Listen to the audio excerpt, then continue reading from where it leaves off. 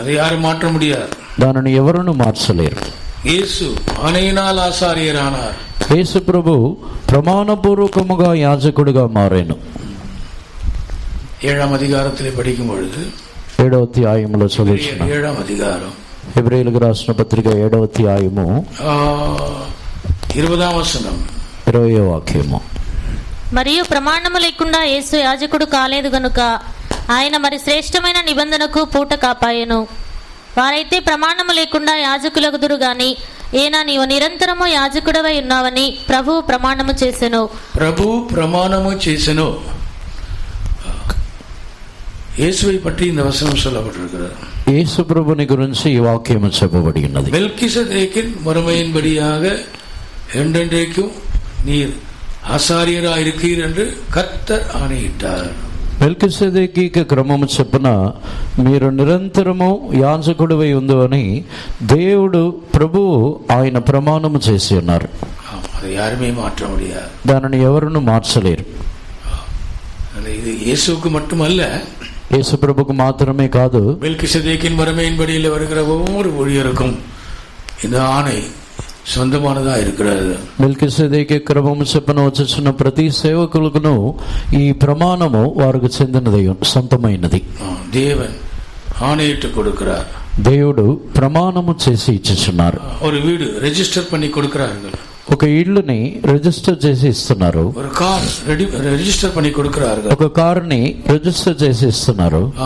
அது வேற யாரும் யூஸ் பண்ண முடியாது. దానిని వేరే ఎవరు రిజిస్టర్ చేయలేరు. வேற யாரும் அது வேற யாருக்கும் சொந்தமானது அல்ல. అది వేరే ఎవరికైనా సొంతమైనది కాదు. அந்த வீடு அவர்களுடையது. ఆ ఇల్లు వారిదే. அவர்களுடைய பேரிலே அது பதிவு செய்யப்பட்டிருக்கிறது. వారి యొక్క పేరు మీదే నమోదు చేయబడి ఉన్నది. அந்த ஆணையிட்டார் என்று சொல்ற அர்த்தம் அதுதான். ప్రమాణము చేసెను అనే దానికి అర్థం అదే. அவர் எழுதி கொடுத்து விட்டார். ఆయన రాసి ఇచ్చి ఉన్నారు. அதிலே அவர் கையெழுத்து போட்டு விட்டார். ఆయన దానిలో సంతకం పెట్టి ఉన్నారు. இவர் என்றென்றைக்கும் சீயோனிலே ஊழியம் செய்து கொண்டிருப்பார். ఈయన ఎల్లప్పుడూ సీయోనులో సేవ చేయించు ఉందరు. భూమిలో மட்டுமல்ல, భూమిలో మాత్రమే కాదు, మరితాలం కూడా వారు మరణించినప్పటికీ பிறகு వారు పునరుత్థానము చెందినదరు. ஊழியம் தொடர்ந்து நடைபெற்றுக் கொண்டே இருக்கும். సియోనులో వారి యొక్క సేవ కొనసాగుతూ జరుగుతూనే ఉండును. ఆచార్యులై இருப்பார்கள். సియోనులో వారి యాజకులై ఉందరు. ஏனென்றால் அது ஆணையினால் ஏற்படுத்தப்பட்டது. ఎందుకంటే అది ప్రమాణపూర్వకముగా ఏర్పరచబడినది. அதனால்தான் ஊழியர்களை கர்த்தர் பாதுகாக்கிறார். అందుకే సేవకులని దేవుడు కాపాడుతున్నారు. ஊழியர்கள் கர்த்தர் கரத்தை விட்டு விட்டு போனாதானே ஒழிய ஆண்டவர் தள்ளி விடுகிறது இல்லை. సేవకులు దేవుని యొక్క హస్తములో నుండి తొలగిపోతేనే తప్ప దేవుడు వారిని త్రోసివేయటం లేదు. మనపూర్వమాయి இந்த ஊழியம் வேண்டாம்னு சொல்லும்போது ஆண்டவர் என்ன செய்வார்? మనపూర్వకముగా ఈ సేవ మాకు వద్దని చెప్తే దేవుడు ఏం చేస్తారు? దేవుని కూడా ஒண்ணும் செய்ய முடியாது. దేవుడు కూడా ఏమీ చేయలేరు. ஏனென்றால் தேவன் ஒரு சுயாதீனத்தை கொடுத்திருக்கிறார். ఎందుకంటే దేవుడు ఒక సొంత చిత్తంని స్వచిత్తమని ఇచ్చి ఉన్నారు.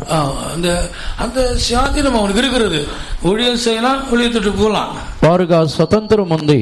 వారు సేవ చేయొచ్చు, సేవ నుంచి బయటికి వెళ్ళిపోవచ్చు. அந்த சுயாதீனத்தை ఉడేవనాగా మనిదనే ఆడవర్ సృష్టిస్తారు. ఆ స్వతంత్రం గలవాడుగానే మనిషిని దేవుడు సృష్టించి ఉన్నారు. నాయికి అంత స్వాధీనం கிடையாது. ఆ ఒక కుక్కకు ఆ స్వతంత్రం లేదు. ஒரு குதிரைக்கு அந்த స్వాధీనం கிடையாது. ఒక గుర్రమునకు ఆ స్వాతంత్ర్యం లేదు. யானைக்கு அந்த స్వాధీనం, ఒక ఏనుగుకు ఆ స్వాతంత్ర్యం లేదు. బలమైన సింగத்திற்கு அந்த స్వాధీనం இல்லை. బలమైన సింహమునకు ఆ స్వాతంత్ర్యం లేదు. మనిదனுடைய సృష్టి విశేషமானது என்று சொல்லுகிறோம். మనిషి యొక్క సృష్టించటము విశేషమైనదని చెప్పుచున్నాం.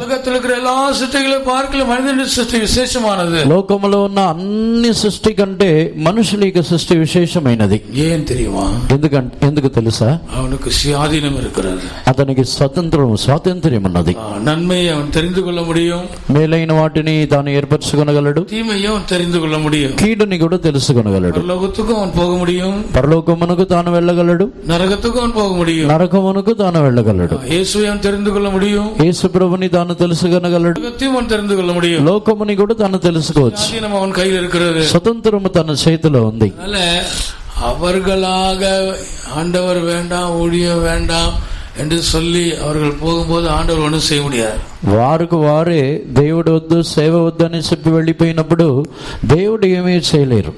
ஆனால் அவர்கள் அந்த ஊழியத்தை நேசிப்பார்கள் என்றால், కానీ వారు ఆ సేవని ప్రేమించినట్లయితే, இயேசுவை நேசிப்பார்கள் என்றால், యేసు ప్రభుని ప్రేమించినట్లయితే, பரிசுத்தத்தை, இயேசுவின் பரிசுத்தத்தை நேசிப்பார்கள் என்றால், యేసు ప్రభు యొక్క పరిశుద్ధతని ప్రేమించినట్లయితే, இயேசுவின் தாழ்மையை அவர்கள் விரும்புவார்கள் என்றால், యేసు ప్రభు యొక్క తగ్గింపుని వారు కోరుకున్నట్లయితే, ஆண்டவருடைய உதவி அவர்களுக்கு எப்பொழுதும் உண்டு. దేవుని యొక్క సహాయము వారికి ఎల్లప్పుడూ ఉన్నది. முற்றும் முடிய ரட்சிக்க வல்லமையில் ஆசாரியராய் இருக்கிறார். ఆయన అంతవరకు రక్షించుటకు శక్తి గల యాజకుడై ఉన్నారు.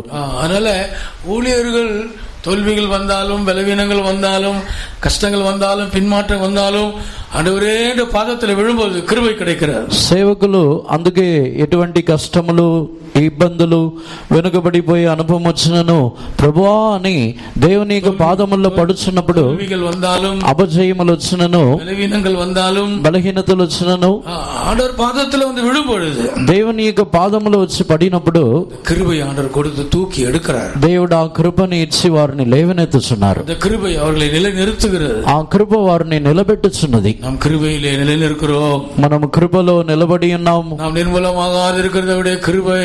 మనము నశించిపోకుండా ఉండట దేవుని కృప. సియోனை వెరుతాల్ தான் உனக்கு இரக்கம் கிடைக்காது. సియోనుని ద్వేషించినట్లయితేనే నీకు కనికరము దొరకదు. நீ వెరుతాల్ தான் உனக்கு இரக்கம் கிடைக்காது. పరిశుద్ధతని నీవు ద్వేషించినట్లయితేనే నీకు కనికరము దొరకదు. நீ பரிசுத்தத்தை நேசிக்கும் வரைக்கும், నీ పరిశుద్ధతని ప్రేమించి అంతవరకు, நீ நேசிக்கும் வரைக்கும், యేసు ప్రభుని ప్రేమించి అంతవరకు கிருபை உங்களை பாதுகாக்கக்கூடிய, ఆ కృప నిన్ను కాపాడుచున్నదిగా ఉండును. ஊழியர்களையும் அந்த கிருபை பாதுகாப்பதாக. సేవకులందరినీ ఆ కృప కాపాడును గాక. ஆணையினாலே ஆசாரியர்களானவர்கள், వారు ప్రమాణపూర్వకముగా యాజకులైన వారు. இந்த தரணி பிரியா கூட ஆணையினால் தேவன் ஆசாரிய அந்த ஊழியத்திற்காக ஏற்படுத்தி இருக்கிறார். ఈ ధరణి ప్రియాన్ని కూడా ప్రమాణపూర్వకముగా దేవుడు ఈ సేవ కొరకు ఏర్పరిచి ఉన్నారు. அது பத்திரம் எழுதி கொடுக்கப்பட்டிருக்கிறது. ఆ పత్రమని రాసి ఇచ్చి ఉన్నారు. செய்ய முடியாது என்று யாரும் சொல்ல முடியாது. నేను చేయలేనని ఎవరును చెప్పలేరు. సియోనుకు நீ வர முடியாது என்று யாரும் சொல்ல முடியாது. సియోనుకు నీవు రాలేవని ఎవరు చెప్పలేరు. உள்ளே வர உனக்கு அனுமதி இல்லை என்று ஒருவரும் சொல்ல முடியாது. లోపలికి రావడానికి నీకు అనుమతి లేదని ఎవరు చెప్పలేరు. தேவன் ஆணையினால் அதை நமக்கு ஏற்படுத்துகிறார். దేవుడు ప్రమాణముతో దానిని ఏర్పరచుచున్నారు. ధరణి ప్రియాను కూడా కర్తర్ కడేసి వరకు பாதுகாக்க வேண்டும். ధరణి ప్రియాన్ని కూడా దేవుడు చివరి వరకు కాపాడవలను. సియోనిலே நித்தியமாய் ஊழியம் செய்ய வேண்டும். సియోనులో నిత్యముగా వారు సేవ చేయవలను. కర్తரை స్తోత్రం பண்ணுங்கள். అందుకొరకు దేవుని స్తోత్రించదము.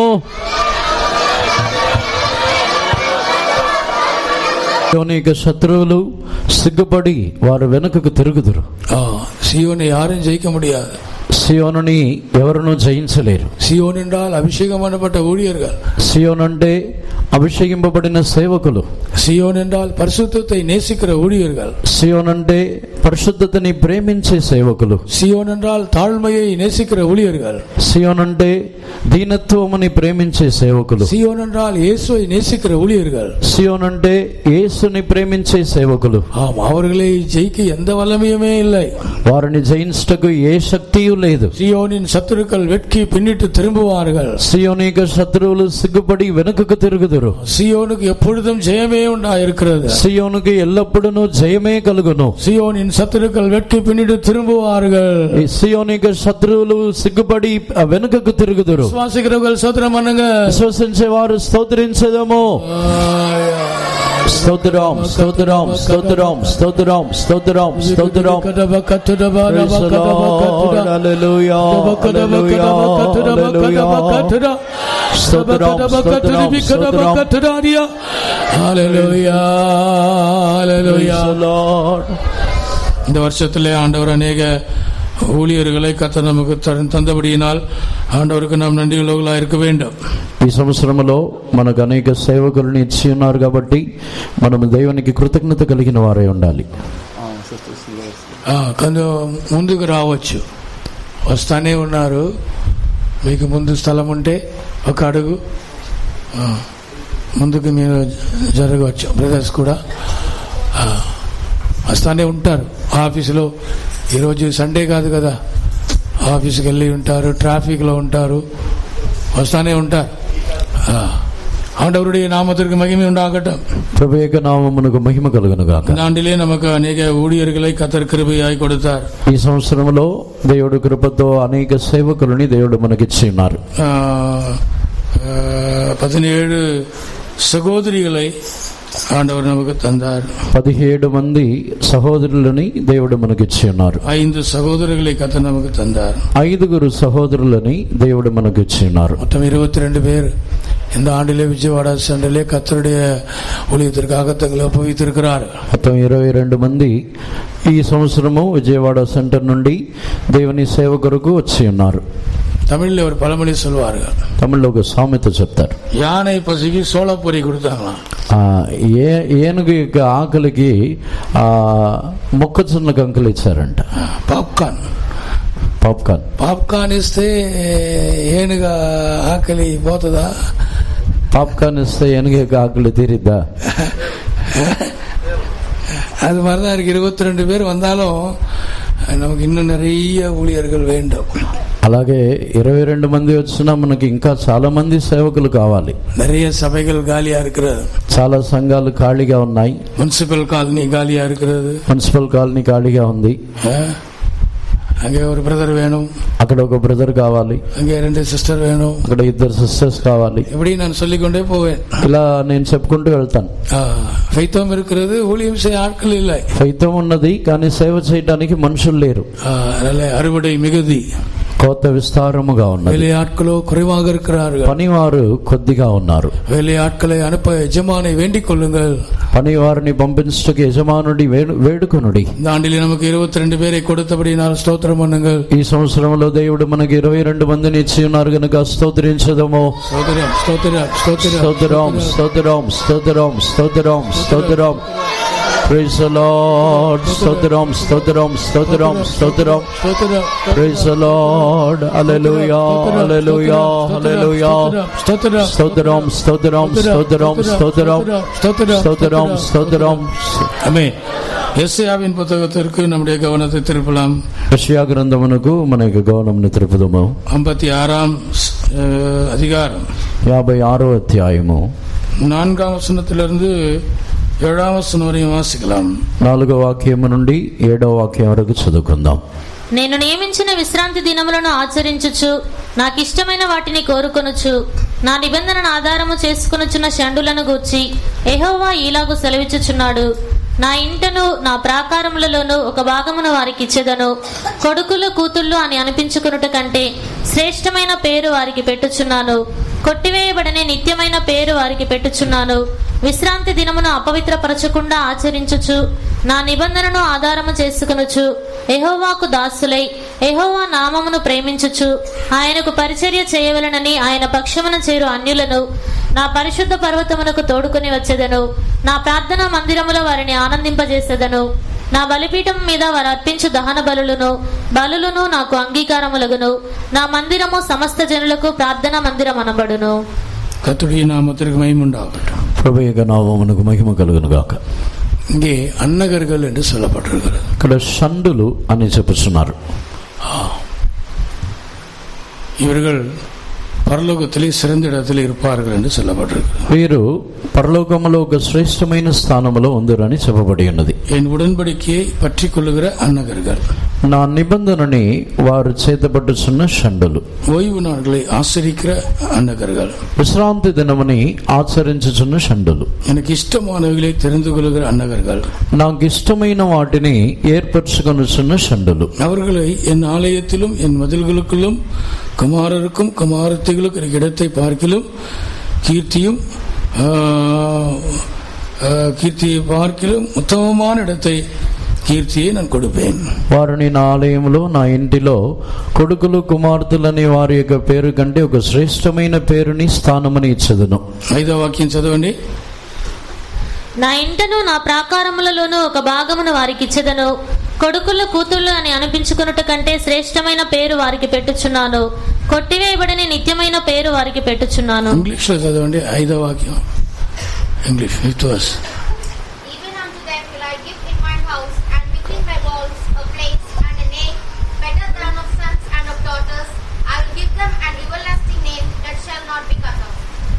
better place, huh?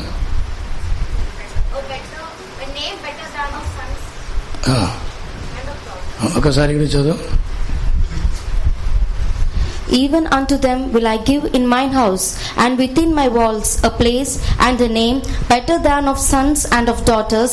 I will give them an everlasting name that shall not be cut off. ரெண்டு காரியங்களை கொடுக்கிறார். రెండు కార్యములను ఇస్తున్నారు. ஒன்று இடம், ఒకటి స్థలము, இன்னொன்று கீர்த்தி. రెండవది ఒక పేరు.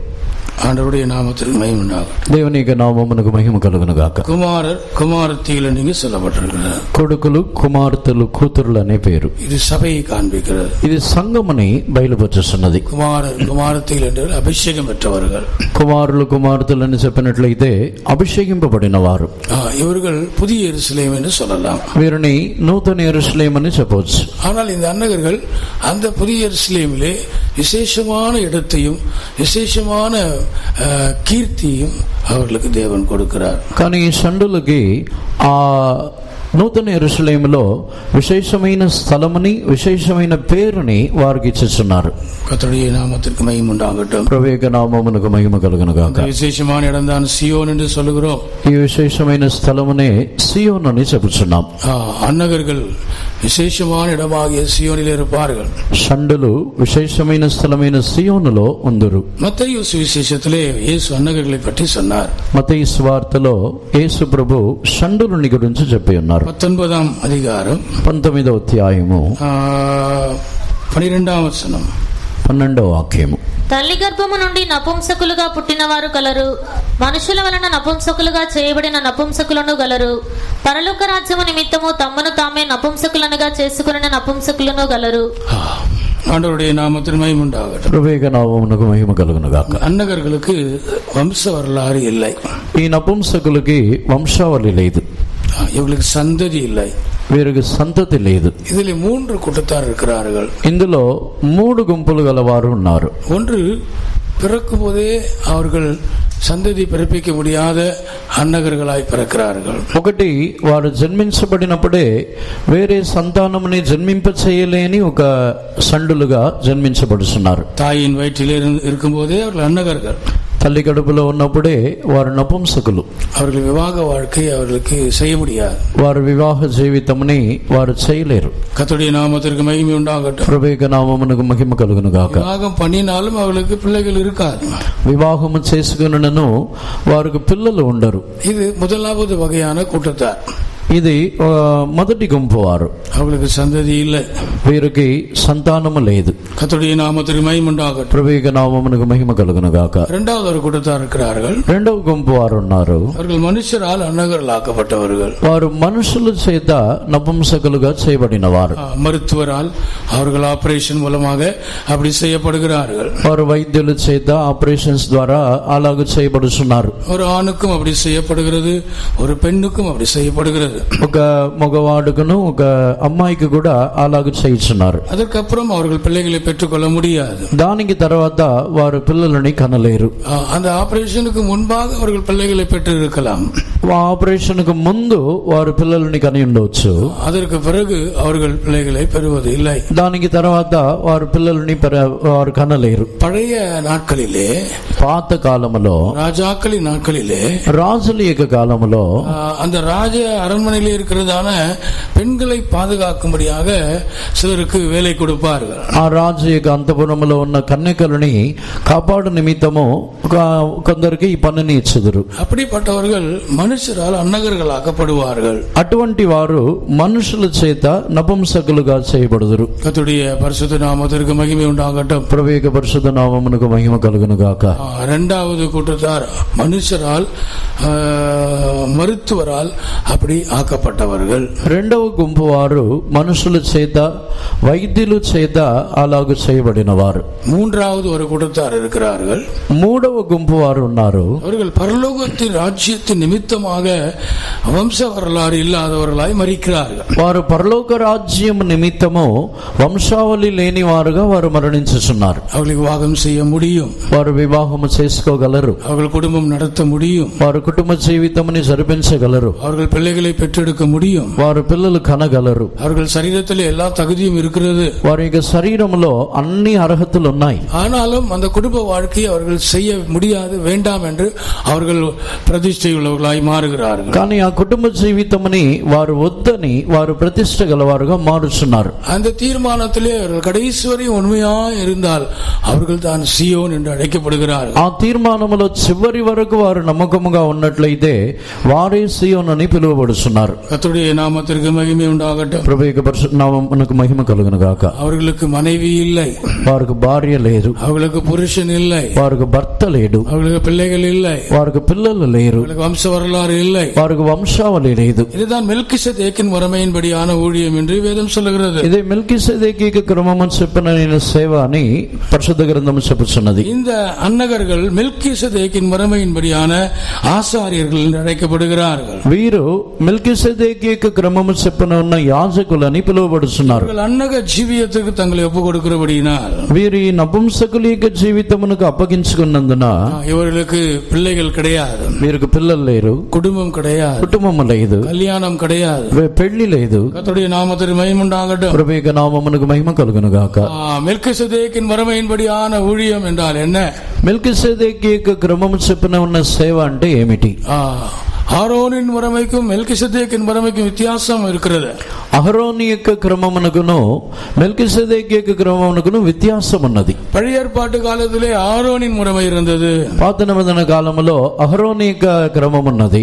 இயேசு பிரதான ஆசாரியராக மாறும் வரைக்கும், యేసు ప్రభు ప్రధాన యాజకుడుగా మారేంత వరకు மெல்கிசேதேக்கின் முறைமையின்படியான முதல் பிரதான ஆசாரியர் இயேசுதான். మెల్కీసెదెకీ యొక్క క్రమము చెప్పిన ఉన్న మొదటి ప్రధాన యాజకుడు యేసు ప్రభువే. இயேசு எப்பொழுது முதல் பிரதான ஆசாரியனாய் மாறினார்? యేసు ప్రభు ఎప్పుడు మొదటి ప్రధాన యాజకుడుగా మారి ఉన్నారు? மெல்கிசேதேக்கின் முறைமையின்படியான பிரதான ஆசாரியராக அவர் எப்பொழுது மாறினார்? మెల్కీసెదెకీ యొక్క క్రమము చెప్పిన ఉన్న ప్రధాన యాజకుడుగా ఆయన ఎప్పుడు మారి ఉన్నారు? చెప్పండి, ఎప్పుడు మారి ఉన్నారు? సండే స్కూల్ టీచర్స్ చెప్పండి, సండే స్కూల్ టీచర్స్ చెప్పండి, సండే స్కూల్ పిల్లలు చెప్పండి. அவர் உயிர்த்தெழுந்த பிறகு, ఆయన పునరుత్థానం చెందిన తర్వాత, இயேசு மரித்தார் என்பதை நாம் அறிந்திருக்கிறோம். యేసు ప్రభు మరణించి ఉన్నారని మనం ఎరిగి ఉన్నాం. அவரை అడకమనినాர்கள் என்று நமக்கு தெரியும். వారిని ఆయనని పాతిపెట్టి ఉన్నారని మనం ఎరిగి ఉన్నాం. அவர் உயிர்த்தெழுந்தார் என்று வேదம் சொல்லுகிறது. ఆయన పునరుత్థానుడై ఉన్నారని పరిశుద్ధ గ్రంథము చెప్పుచున్నది. அவர் உயிர்த்தெழுந்த அந்த நாள், ఆయన పునరుత్థానము చెందిన ఆ రోజు, கர்த்தருடைய நாமத்திற்கு மகிமை உண்டாகட்டும். ప్రభువు యొక్క నామమునకు మహిమ కలుగును గాక. அவர் பிரதான ஆசாரியராய் மாறினார். ఆయన ప్రధాన యాజకుడుగా మారెను. அவர் மூலைக்கல்லாக மாறினார். ఆయన మూలరాయిగా మారెను. சியோனிலே அவர் மூலைக்கல்லானார். సియోనులో ఆయన మూలరాయిగా మారి ఉన్నారు. மனுஷரால் தள்ளப்பட்ட கல் மூளைக்கு தலைக்கல் ஆயிற்று. మనుషుల చేత నిషేధింపబడిన రాయి తలకు మూలరాయి ఆయను. அது கர்த்தராலே ஆயிற்று. అది దేవుని వలన ఆయను. ஆண்டவருடைய நாமத்திற்கு மகிமை உண்டாகட்டும். దేవుని యొక్క నామమునకు మహిమ కలుగును గాక. இயேசு உயிர்த்தெழுந்த நாள்தான் அவர் மெல்கிசேதேக்கின் முறைமையின்படியான பிரதான ஆசாரியராக பொறுப்பேற்கிறார். యేసు ప్రభు పునరుత్థానము చెందిన ఆ రోజే మెల్కీసెదెకీకి క్రమము చెప్పిన ఉన్న ప్రధాన యాజకుడుగా ఆయన బాధ్యత తీసుకున్నారు. அதனால்தான் இயேசு உயிர்த்தெழுந்த உடனே பிதாவிடத்தில் போகிறார். యేసు ప్రభు అందుకే పునరుత్థానము చెందిన వెంటనే ఆయన తండ్రి యొద్దకు వెళ్ళుచున్నారు. வேதம் சொல்லுகிறது, పరిశుద్ధ గ్రంథం உயிர்த்தெழுந்த பிறகு 40 நாள் அவர் பூமியில இருந்தார் என்று வேதம் சொல்லுகிறது. పరిశుద్ధ గ్రంథము చెప్పుచున్నది, ఆయన పునరుత్థానము చెందిన తర్వాత 40 రోజులు ఆయన భూమిలో ఉన్నట్టు చెప్పుచున్నది. அப்போஸ்தலர் நடபடிகளை படிக்கும் பொழுது, అపొస్తలుల కార్యములో చదువుతున్నప్పుడు, உயிர்த்தெழுந்த பிறகு పునరుత్థానము చెందిన తర్వాత 40 நாள் 40 దినములు பூமியிலே பலருக்கு அவர் தரிசனமானார். భూమిలో అనేకులకు దర్శనముని చూపించి ఉన్నారు. உயிர்த்து எழுந்தேன், నేను పునరుత్థానుడై ఉన్నాను என்பதை நிரூபிக்கும்படியாக దానిని నిరూపించు నిమిత్తము அப்போஸ்தலர் நடபடிகள் అపొస్తలుల కార్యములు 1వ అధ్యాయం 1వ అధ్యాయము 3వ వచనం 3వ వాక్యం. ఆయన శ్రమపడిన తరువాత 40 దినముల వరకు వారికి అగపడుచు దేవుని రాజ్య విషయములను గూర్చి బోధించుచు అనేక ప్రమాణములను చూపి వారికి తన్ను తాను సజీవునిగా కనపరుచుకొనెను. உயிர்த்தெழுந்தேன் என்பதை அவர் 40 నాட்களாக నిరూపితారాం. తాను పునరుత్థానము చెంది ఉన్న విషయమని 40 దినములుగా ఆయన నిరూపించి ఉన్నారు. கர்த்தருடைய நாமத்திற்கு மகிமை உண்டாகட்டும். ప్రభువు నామమునకు మహిమ కలుగును గాక. உயிர்த்தெழுந்த உடனே இயேசு பிதாவிடத்துல போனாரா? యేసు ప్రభు పునరుత్థానము చెందిన వెంటనే తండ్రి యొద్దకు వెళ్ళి ఉన్నారా? ఇలావిటాల్ 40 నాள் కడితు పోనారా? 40 రోజులకు తర్వాత వెళ్ళి ఉన్నారా? చెప్పండి. తప్పు. పునరుద్ధానం చెందిన వెంటనే తప్పు. పునరుద్ధానం చెందిన వెంటనే ఎక్కడ వెళ్ళారు?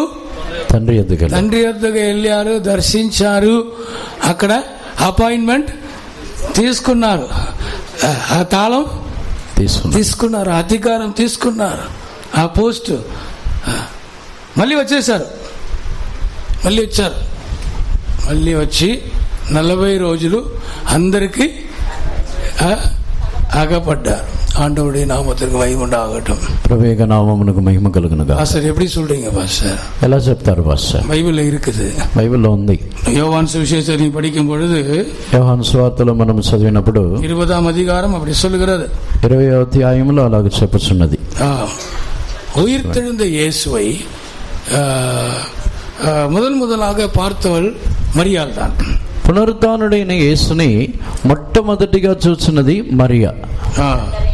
20ஆம் அதிகாரத்திலே நான் பார்க்கும் பொழுது 20వ అధ్యాయంలో చూసినప్పుడు யோவான் சுவிசேஷம் 20ஆம் அதிகாரம் యోహాను సువార్త 20వ అధ్యాయము 13ஆம் వచనத்திலிருந்து వాసియంగల్. 13వ వాక్యము నుండి చదవండి.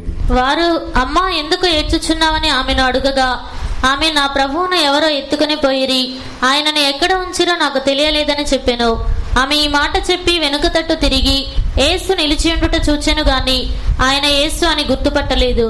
యేసు అమ్మా ఎందుకు ఏడ్చుచున్నావు, ఎవరిని వెతుకుచున్నావు అని ఆమెను అడుగగా ఆమె ఆయన తోటమాలి అనుకుని, అయ్యా నీవు ఆయనను మోసుకుని పోయిన ఎడల ఆయనను ఎక్కడ ఉంచితివో నాతో చెప్పుము, నేను ఆయనను ఎత్తుకుని పోదునని చెప్పెను. యేసు ఆమెను చూచి మరియా అని పిలిచెను. ఆమె ఆయన వైపు తిరిగి ఆయనను హెబ్రీ భాషతో రబ్బోని అని పిలిచెను. ఆ మాటకు బోధకుడని అర్థము. యేసు ఆమెతో, నేను ఇంకనూ తండ్రి యొద్దకు ఎక్కిపోలేదు గనుక నన్ను ముట్టుకొనవద్దు, అయితే నా సహోదరుల యొద్దకు వెళ్ళి నా తండ్రియు మీ తండ్రియు నా దేవుడును మీ దేవుడునైన వాని యొద్దకు ఎక్కిపోవచ్చున్నానని వారితో చెప్పమనెను. ஆண்டவருடைய நாமத்திற்கு மகிமை உண்டாகட்டும். ప్రభువు నామమునకు మహిమ కలుగును గాక. மரியாள் உடனே இயேசுவை தொட்டு வணங்க ముற்பడుகிறார். మరియా యేసు ప్రభుని ముట్టుకొని ఆయనని నమస్కరించుటకు ప్రయాసపడుచున్నది. அப்போ ஆண்டவர் சொல்ல தொடாதேன்னு சொல்றார். ఇప్పుడు యేసు ప్రభు నన్ను ముట్టుకోవద్దు అంటున్నారు. அவர் பெண்ணா இருந்தபடினால் அப்படி சொன்னாரா? ఆమె ఒక స్త్రీ కాబట్టి అలా చెప్పి ఉన్నారా? இல்லை, కాదు. యేసు ஆணும் இல்லை பெண்ணும் இல்லை. యేసు ప్రభు ఆయన స్త్రీ కాదు, పురుషుడు కాదు. அவர் தேவன், ఆయన దేవుడు. அந்த தேவனை யாரும் உரிமையாக தொட்டு வணங்க முடியும். ఆ దేవుని ఎవరైనను హక్కుతో ఆయనని ముట్టి నమస్కరించవచ్చు. ஆனால் அந்த இடத்திலே என்னை தொடாதே என்று சொல்லுகிறார். కానీ ఆ స్థలములో నన్ను ముట్టుకోవద్దని చెప్పుచున్నారు. அதற்கு அவர் காரணத்தை சொல்லுகிறார். దానికి కారణమని చెప్పుచున్నారు. நான் இன்னும் என் பிதாவிடத்திலே ஏறி போகவில்லை, నేను ఇంకనూ నా తండ్రి యొద్దకు ఎక్కిపోలేదు, நான் போயிட்டு வந்த பிறகு நீ என்னை தொடலாம் என்று சொல்கிறார். నేను వెళ్ళి వచ్చిన తర్వాత నీవు నన్ను ముట్టుకోవచ్చు. என் தேவனிடத்திற்கும் உங்கள் தேவனிடத்திற்கும் நான் ஏறி போகிறேன். నా దేవుని యొద్దకును మీ దేవుని యొద్దకును నేను ఎక్కి వెళ్ళుచున్నాను. ஆனாலும் அவர்களை நான் சந்திப்பேன் என்று சொல்லு. నేను మరలా వచ్చి వారిని సంధించదనని చెప్పుము. கர்த்தருடைய நாமத்திற்கு மகிமை உண்டாகட்டும். ప్రభువు యొక్క నామమునకు మహిమ కలుగును గాక. உயிர்த்தெழுந்த உடனே அவர் பிதாவிடத்திற்கு வேறாக போனார். పునరుత్థానము చెందిన వెంటనే ఆయన తండ్రి యొద్దకు మొదటిగా వెళ్ళి ఉన్నారు. மறுபடியுமாக அவர் திரும்பி வந்தார். ఆయన మరలా తిరిగి వచ్చి ఉన్నారు. அதனால் தான் அதுக்கப்புறம் சொல்றார், தோமாவுக்கு விட்டு தொட்டுப்பார் என்று சொல்கிறார். దానికి తర్వాతనే తోమాని పిలిచి నన్ను ముట్టుకొని చూడమంటున్నారు. 27ஆம் వచనத்தை వాసియంగల్. 27వ వాక్యముని చదవండి. తరువాత తోమాను చూచి, నీ వ్రేలు ఇటు చాచి నా చేతులు చూడుము, నీ చెయ్యి చాచి నా ప్రక్కలో ఉంచి అవిశ్వాసివి కాక విశ్వాసివై ఉండుమనెను. ஆண்டவருடைய நாமத்திற்கு மகிமை உண்டாகட்டும். ప్రభువు యొక్క నామమునకు మహిమ కలుగును గాక. இப்போ தொடு என்று சொல்லுகிறார். ఆయన ముట్టమని చెప్తున్నారు. நீங்கள் 20ஆம் వచనத்திலே వాసితాల్ 20వ వాక్యములో చదివినట్లయితే ఆయన అలాగు చెప్పి వారికి తన చేతులను ప్రక్కను చూపగా ஆ, శిష్యులు ప్రభువును చూచి సంతోషించిరి. கர்த்தருடைய நாமத்திற்கு மகிமை உண்டாகட்டும். ప్రభువు నామమునకు మహిమ కలుగును గాక. அவர்களுக்கு அவர் தரிசனமானார், వారికి ఆయన దర్శనం ఇచ్చి ఉన్నారు. கைகளை காண்பித்தார், ఆయన తన యొక్క హస్తములని చాపి ఉన్నారు. அதிலே ஆணிகளுடைய அந்த இது தெரிந்தது. అందులో మేకులు కొట్టిన గాయములు కనబడి ఉన్నది. விழாவை காண்பித்தார், వారు తన యొక్క ప్రక్కని చూపించి ఉన్నారు. சரீரத்திலே அந்த ஈட்டினால் குத்தப்பட்ட காயம் தெரிந்தது.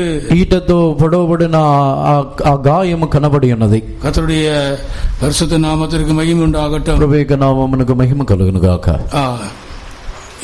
பிதாவை தரிசிப்பதற்கு முன்பதாக அவர் தொடுவதற்கு வணங்குவதற்கு அனுமதி கொடுக்கவில்லை. తండ్రిని దర్శించుటకు మునుపు ఆయనని ముట్టుకొనుటకు ఆయనని నమస్కరించుటకు ఆయన అనుమతించలేదు. அதற்கு அப்புறம் దానికి తర్వాత பிதாவை தரிசித்து விட்டு வந்த பிறகு తండ్రిని దర్శించి వచ్చిన తర్వాత அவர் தன்னை தொடும்படியாக அனுமதிக்கிறார். తన్ను ముట్టుకొనుటకు ఆయన అనుమతించుచున్నారు. அவரை வணங்கினார்கள் என்று ஒரு வசனம் இருக்கு. அந்த வசனம் தெரியுமா? அவரை உயிர்த்தெழுந்த இயேசுவை தொட்டு வணங்கினார்கள். పునరుద్ధానుడైన యేసు ప్రభుని వారు నమస్కరించి ఉన్నారు. ఆ వాక్యం మార్కు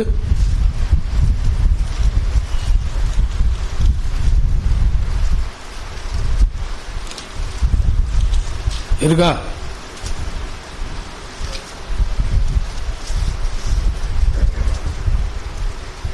மார்க்கு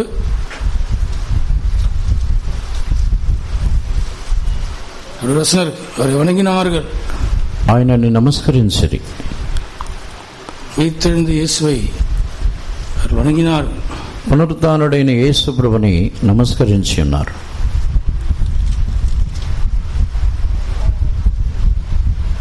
சரி, 4 சுவிசேஷத்தில் ஒரு சுவிசேஷகன் அதை குறிப்பிடுகிறார்.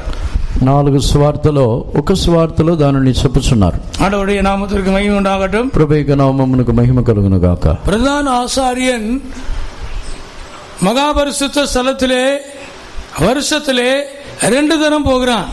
ప్రధాన యాజకుడు మత్తయి సువార్త 28 మత్తయి సువార్త 28 9వ వాక్యం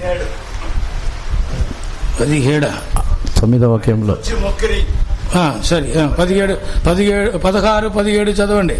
11 మంది శిష్యులు యేసు తమకు నిర్ణయించిన గలిలయలోని కొండకు వెళ్ళిరి. వారు ఆయనను చూచి ఆయనకు మ్రొక్కిరి గాని కొందరు సందేహించిరి. 9 కూడా ఉంది. యేసు వారిని ఎదుర్కొని మీకు శుభమని చెప్పెను. వారు ఆయన ఎద్దుకు వచ్చి ఆయన పాదములు పట్టుకొని ఆయనకు మ్రొక్కగా ఆయనని మ్రొక్కగా యేసు భయపడకుడి మీరు వెళ్ళి నా సహోదరులు గలిలయకు వెళ్ళవలెననియు ஒரு இடத்துல இயேசு தொடாதே என்று சொன்னார். ఒక చోట్ల యేసు ప్రభు ముట్టవద్దని చెప్పి ఉన్నారు. இன்னொரு இடத்துல அவர்கள் தொட்டார்கள், వణంగినాர்கள் என்றெல்லாம் படிக்கிறோம். మరొక చోట్ల ఆయనని ముట్టుకొనిరి, ఆయనని నమస్కరించిరి అని మనం చదువుతున్నాం. இதற்கு இடையில மேல போயிட்டு வந்துட்டார். దీనికి మధ్యలో ఆయన ఆకాశమునకు వెళ్ళి వచ్చి ఉన్నారు. பிதாவை தரிசிக்கிறதுக்கு முன்பாக மரியாதை பார்த்திருக்கிறார்.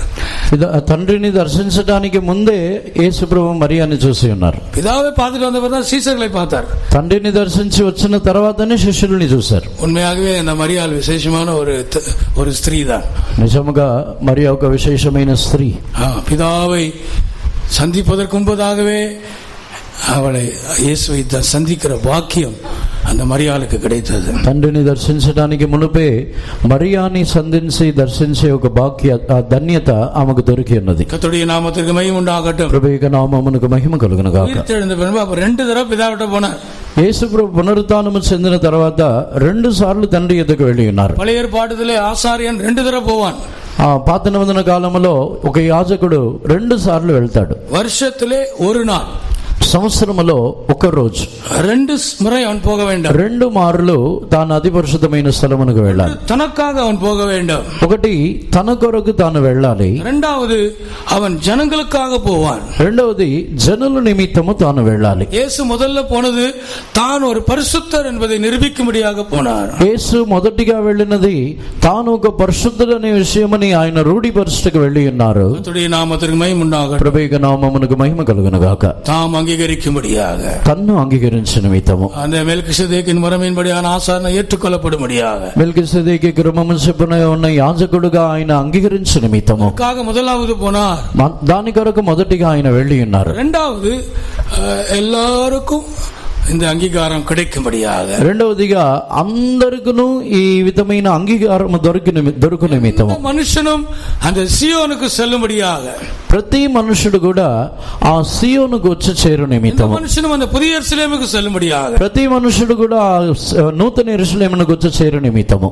இரண்டாம் தரம் அவர் போய் அங்கே உட்கார்ந்தார் என்று சொல்ல, రెండవసారి వెళ్ళి ఆయన ఆసనుడిగా మారి ఉన్నారు. வலது பாரிசத்திலே தேவனுடைய வலது பாரிசத்திலே உட்கார்ந்தார் என்று சொல்லுகிறது. அவர் இரண்டாவது முறை போய் அங்கே அமர்ந்ததை காண்பிக்கிறது. రెండవ మారిగా ఆయన వెళ్ళి తండ్రి యొక్క కుడి పార్శ్వమున వెళ్ళి ఆసనుడిగా ఉన్నారంటే రెండవసారి ఆయన వెళ్ళి చేసిన కార్యం అది. அவர் இரண்டாவது திரும்பி வரவே இல்லை. రెండవసారిగా ఆయన తిరిగి రాలేదు. அவர் நித்திய ஆசாரியராக அங்க இருக்கிறார். నిత్యమైన యాజకుడుగా ఆయన అక్కడ ఉన్నారు. மீண்டும் வருவார், తిరిగి వస్తారు. மணவாளனாய் வருவார். ఆయన పెళ్లి కుమారుడుగా వచ్చెదరు. சபையை சேர்த்துக் கொள்ளும்படியாய் வருவார். సంఘముని సమకూర్చు నిమిత్తము వచ్చెదరు. இதுதான் கர்த்தருடைய வருகை என்று நாம் சொல்லுகிறோம். దీనిని యేసు ప్రభు యొక్క రాకడ అని మనం చెప్పుచున్నాం. கர்த்தருடைய பரிசுத்த நாமத்திற்கு மகிமை உண்டாகட்டும். ప్రభు యొక్క పరిశుద్ధ నామమునకు మహిమ కలుగును గాక. ஆம். மெல்கிசேதேக்கின் முறைமையின்படியான ஆசாரியராக அவர் இப்பொழுது அங்கே அமர்ந்து ஊழியம் செய்து கொண்டிருக்கிறார். మెల్కిసెదెకు యొక్క క్రమము చొప్పున ఉన్న యాజకుడుగా ఆయన ఇప్పుడు అక్కడ ఆసీనుడుగా ఆయన సేవ చేయుచున్నారు. எபிரேயர் 7 அதிகாரம் 3 வசனத்தில் நாம் படிக்கிறோம். హెబ్రీయులకు రాసిన పత్రిక 7వ అధ్యాయం 3వ వాక్యములో చదువుచున్నాం. 7:3. అబ్రహాము అన్నిటి 7:3 చదవండి. శాలేము రాజును మహోన్నతుడకు దేవుని యాజకుడునైన మెల్కిసెదెకు నిరంతరము యాజకుడుగా ఉన్నాడు. అతని పేరుకు మొదట నీతికి రాజనియు తరువాత సమాధానపు రాజనియు అద్దమిచ్చునట్టి శాలేము రాజని అద్దము. అతడు తండ్రి లేని వాడును తల్లి లేని వాడును వంశావళి లేని వాడును జీవిత కాలమునకు ఆది అయినను. ஆண்டவருடைய நாமத்திற்கு மகிமை உண்டாகட்டும். ప్రభు యొక్క నామమునకు మహిమ కలుగును గాక. தகப்பனும் தாயும் வம்ச வரலாறு இல்லாதவன், తండ్రియు తల్లియు వంశావళి లేనివాడు. மெல்கிசேதேக்கின் முறைமையின்படியான ஊழியத்தின்படி இயேசு முதல் ஆசாரியனாக மாறினார். మెల్కిసెదెకు యొక్క క్రమము చొప్పున ఆ సేవని బట్టి యేసు ప్రభు ఆయన మొదటి ప్రధాన యాజకుడుగా మారి ఉన్నారు. 17వ వచనத்தை వాసియంగల్. 17వ వాక్యముని చదవండి. ఏలయనగా నీవు నిరంతరము మెల్కిసెదెకు క్రమము చొప్పున యాజకుడవై ఉన్నావు అని ఆయన విషయమై సాక్ష్యము చెప్పబడెను. ஆண்டவருடைய நாமத்திற்கு மகிமை உண்டாகட்டும். ప్రభు యొక్క నామమునకు మహిమ కలుగును గాక. மெல்கிசேதேக்கின் முறைமையின்படி என்றென்றைக்கும் ஆசாரியராயிருக்கிறீர். మెల్కిసెదెకు క్రమం చొప్పున మీరు నిరంతరము యాజకుడై ఉన్నారు. இயேசு கல்யாணம் செய்யவில்லை. యేసు ప్రభు వివాహం చేసుకోలేదు. மனித சரீரத்தில் அவர் வந்தார். ఆయన ఈ మనిషి యొక్క శరీరములోనే వచ్చి ఉన్నారు. அவருக்கு மாம்சம் இருந்தது, ఆయనకు మాంసం ఉండెను, அவருக்கு ரத்தம் இருந்தது, ఆయనకు రక్తం ఉన్నది, அவருக்கு எலும்புகள் இருந்தது, ఆయనకు ఎముకలు ఉన్నాయి, அவருக்கு பசி இருந்தது, ఆయనకు ఆకలి కలిగి ఉన్నది, அவருக்கு தாகம் இருந்தது, ఆయనకు దప్పిక ఉన్నది, அவர் தூங்கினார் என்று சொல்லப்பட்டிருக்கிறது. ఆయన నిద్రపోయి ఉన్నారని మనం చదువుచున్నాం. அவர் அழுதார் என்று நாம் வாசிக்கிறோம். ఆయన కన్నీళ్లు కార్చి ఉన్నారని మనం చదువుచున్నాం. மனுஷனுடைய அத்தனை ஃபீலிங்கும் அவருக்கு இருந்தது. మనుషుల యొక్క అన్ని ఫీలింగ్స్ ఆయనకు ఉన్నాయి. கர்த்தருடைய நாமத்திற்கு மகிமை உண்டாகட்டும். ప్రభు యొక్క నామమునకు మహిమ కలుగును గాక. ஆனால் அவர் விவாகம் மாத்திரம் செய்து கொள்ளவில்லை. కానీ ఆయన వివాహం మాత్రం చేసుకునలేదు. பிரியமானே அவருக்கு மனைவி கிடையாது. ప్రియులారా, ఆయనకు భార్య లేదు. இயேசுவுக்கு பிள்ளைகள் கிடையாது. యేసు ప్రభుకు పిల్లలు లేరు. அவர் வம்ச வரலாறு இல்லாத ஒரு மெல்கி மெல்கிசேதேக்கின் முறைமையின்படியான ஆசாரியரா இருக்கிறார். ఆయన వంశావళి లేని మెల్కిసెదెకీకి క్రమము చొప్పున ఉన్న యాజకుడై ఉన్నారు. அவர் மீன் சாப்பிட்டாருன்னு சொல்லி இருக்கிறது. ఆయన చేపలు తిన్నారని చెప్పబడి ఉన్నది. மாம்சம் சாப்பிட்டாருன்னு சொல்லி ఆయన మాంసమని తిని ఉన్నారని చెప్పబడి ఉన్నది. அப்பம் சாப்பிட்டாருன்னு சொல்லி இருக்கிறது. ఆయన రొట్టెని తిని ఉన్నారని చెప్పబడి ఉన్నది. ஆனால் அவர் கல்யாணம் பண்ணினார் என்று சொல்லவில்லை. కానీ ఆయన పెళ్లి చేసుకున్నారని చెప్పబడలేదు. கர்த்தருடைய நாமத்திற்கு மகிமை உண்டாகட்டும். ప్రభువు యొక్క నామమునకు మహిమ కలుగును గాక. விவாகம் இல்லாத ஊழியத்துக்கு பேருதான் மெல்கிசேதேக்கின் முறைமையின்படியான ஊழியம். వివాహము లేని సేవకు పేరే మెల్కిసెదెకీ యొక్క క్రమము చొప్పున ఉన్న సేవ. அப்படியானால் விவாகம் செய்து ஊழியம் செய்யக்கூடாதா? అలాగైతే వివాహం చేసుకుని సేవ చేయకూడదా? இல்லாவிட்டால் பாஸ்டருக்கு மனைவி இருக்கக்கூடாதா? లేకపోతే ఒక పాస్టర్ కు భార్య ఉండకూడదా? ஒரு பாஸ்டருக்கு பிள்ளைகள் இருக்கக்கூடாதா? ఒక పాస్టర్ కు పిల్లలు ఉండకూడదా? அது தவறு இல்லை. అది తప్పు కాదు. விவாகம் செய்தவர்கள் ஊழியம் செய்யலாம். వివాహము చేసుకున్న వారు సేవ చేయొచ్చు. கடைசி காலமா இருக்கிறபடியினால் అంత్య దినములుగా ఉన్నందున எல்லாரும் ஊழியம் செய்ய வேண்டும். అందరూ సేవ చేయాలి. ஒவ்வொருவரும் ஊழியம் செய்ய வேண்டும். ప్రతి ఒక్కరు సేవ చేయాలి. ஏனென்றால் இது கடைசி காலமா இருக்கிறது. ఎందుకంటే ఇది అంత్య దినములై ఉన్నది. எத்தனை பேரை காப்பாற்ற முடியுமோ அத்தனை பேரை நாம் காப்பாற்ற வேண்டும். ఎంతమందిని మనము కాపాడగలమో అంతమందిని మనము కాపాడవలను. எத்தனை பேரை எச்சரிக்க முடியுமோ அத்தனை பேர் நாம் எச்சரிக்க வேண்டும். ఎంతమందిని మనం హెచ్చరించాలో అంతమందిని మనం హెచ్చరించవలను. எத்தனை பேர் நரகத்திற்கு தப்பி வைக்க முடியுமோ அத்தனை பேர் நாம் நரகத்துக்கு தப்பி வைக்க வேண்டும். ఎంతమందిని నరకము నుండి తప్పించగలమో అంతమందిని నరకము నుండి తప్పించవలను. ஒரு ஆக்சிடென்ட் நேரத்துல யோசிக்கிறதுக்கு டைம் இல்லை. యాక్సిడెంట్ జరిగే సమయంలో ఆలోచించడానికి సమయం లేదు.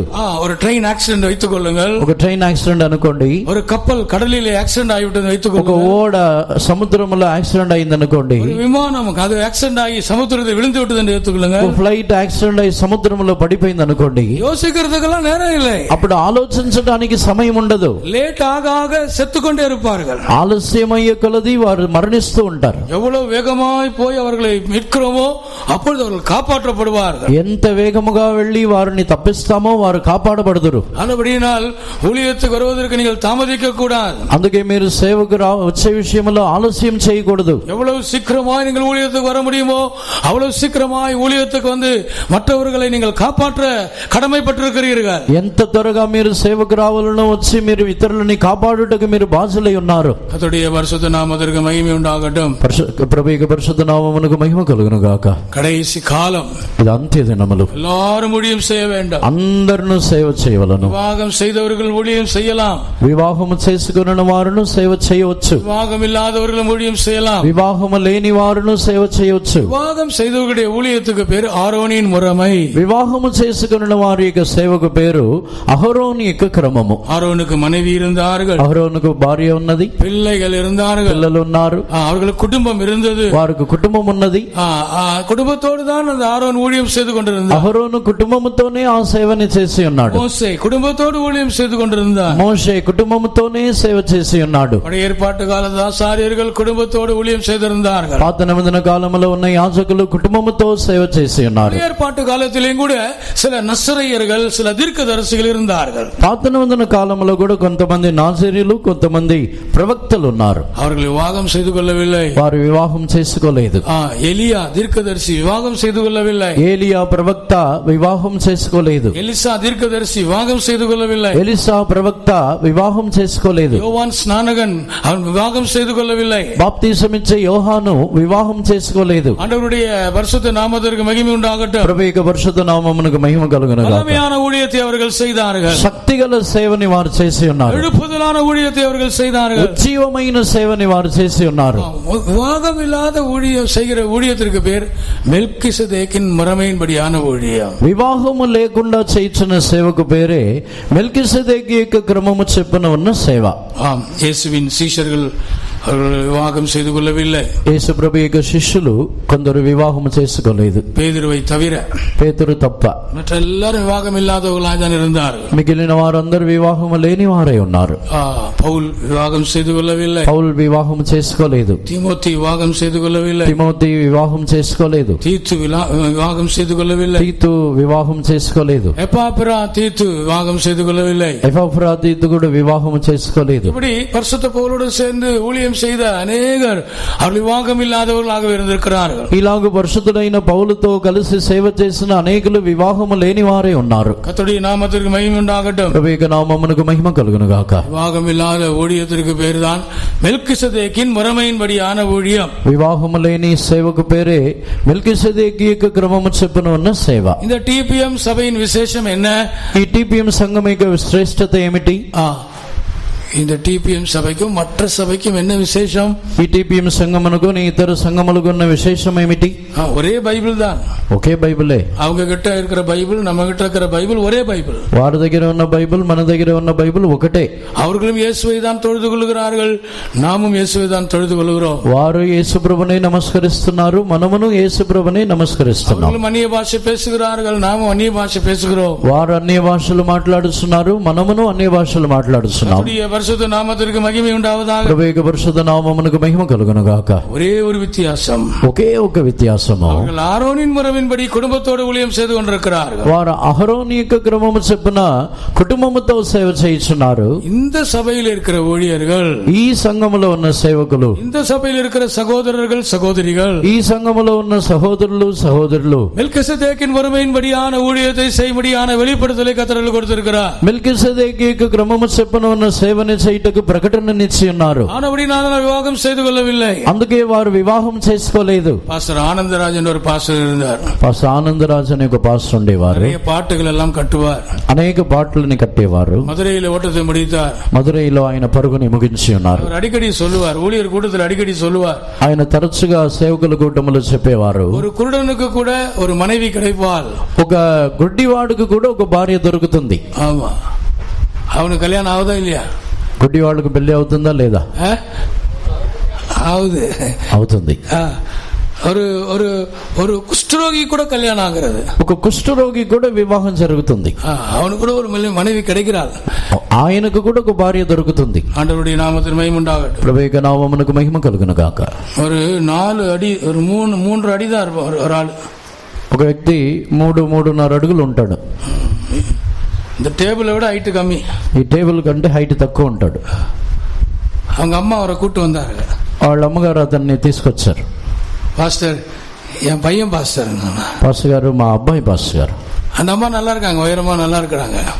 ఆ తల్లి గారు బాగా ఎత్తుగా ఉన్నారు, మంచిగా ఉన్నారు. அவங்களுக்கு பிறந்த இந்த டேபிளை விட கம்மியா இருக்கிறாங்க. ఆమెకు పుట్టిన అబ్బాయి వచ్చి టేబుల్ కంటే ఎత్తు తక్కువగా ఉన్నాడు. பாஸ்டர், எனக்கு கல்யாணம் ஆகணும் பாஸ்டர். పాస్టర్ గారు, ఇతనికి పెళ్లి జరగాలి పాస్టర్, பாஸ்டர் ప్రార్థన చేయండి పాస్టర్ గారు. இவனுக்கு யார் பெண்ணு கொடுப்பாங்க? ఇతనికి ఎవరు అమ్మాయి ఇస్తారు? என் మనసులో அப்படி வருது. నా మనసులో నేను అనుకుంటున్నాను. ஆனா ஒரு தாய், ఒక తల్లి ஜெபிக்க சொல்றது யாரு? ప్రార్థన చేయమని చెప్పేది ఎవరు? ஒரு தாய். ఒక తల్లి. எனக்கு மனுஷ ரீதியா ஒரு என்ன, இவனுக்கு யார் பொண்ணு கொடுப்பாங்க? నేను మనుషుల్లాగా ఒక ఆలోచన, ఇతనికి ఎవరు అమ్మాయి ఇస్తారు? ஆனாலும் அப்புறம் சரி, அந்த தாய் கேட்கறாங்க, நான் ஜெபிப்போம். நான் ரொம்ப உருக்கமாக ஜெபித்தேன். తర్వాత ఆ తల్లిగారు అడుగుతున్నారని నేను బాగా జాలితో ప్రార్థన చేసి ఉన్నాను. ஆண்டவர், எப்படியாவது ஒரு கல்யாணம் நடக்கணும்.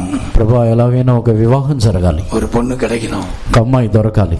ஆண்டவருடைய நாமத்திற்கு மகிமை உண்டாகும். దేవుని నామమునకు మహిమ కలుగును గాక. சில வருஷங்கள் கழித்து కొన్ని సంవత్సరములకు తర్వాత அந்த பையனும் மனைவியும் வந்து என்ன பார்த்தாரு. ఆ అబ్బాయిను భార్య వచ్చి నన్ను చూశారు. பாஸ்டர், எங்களுக்கு கல்யாணம் ஆயிடுச்சு பாஸ்டர். పాస్టర్, మాకు పెళ్లి జరిగింది పాస్టర్. அந்த பொண்ணு கூட ஹைட் கம்மியா இருக்கிறார். ఆ అమ్మాయి కూడా హైట్ తక్కువ ఉంది. கல்யாணம் பண்ண வழி இல்லாமல் வந்தவர்கள் அல்ல டிபிஎம் ஊழியர்கள். టిపిఎం సేవకులు పెళ్లి చేసుకోవడానికి దారి లేక వచ్చేవాళ్ళు కాదు. மெல்கிசதேக்கின் முறைமையின்படியான ஊழியத்தை பற்றிய வெளிப்படுத்தல் எங்களுக்கு கிடைத்தது.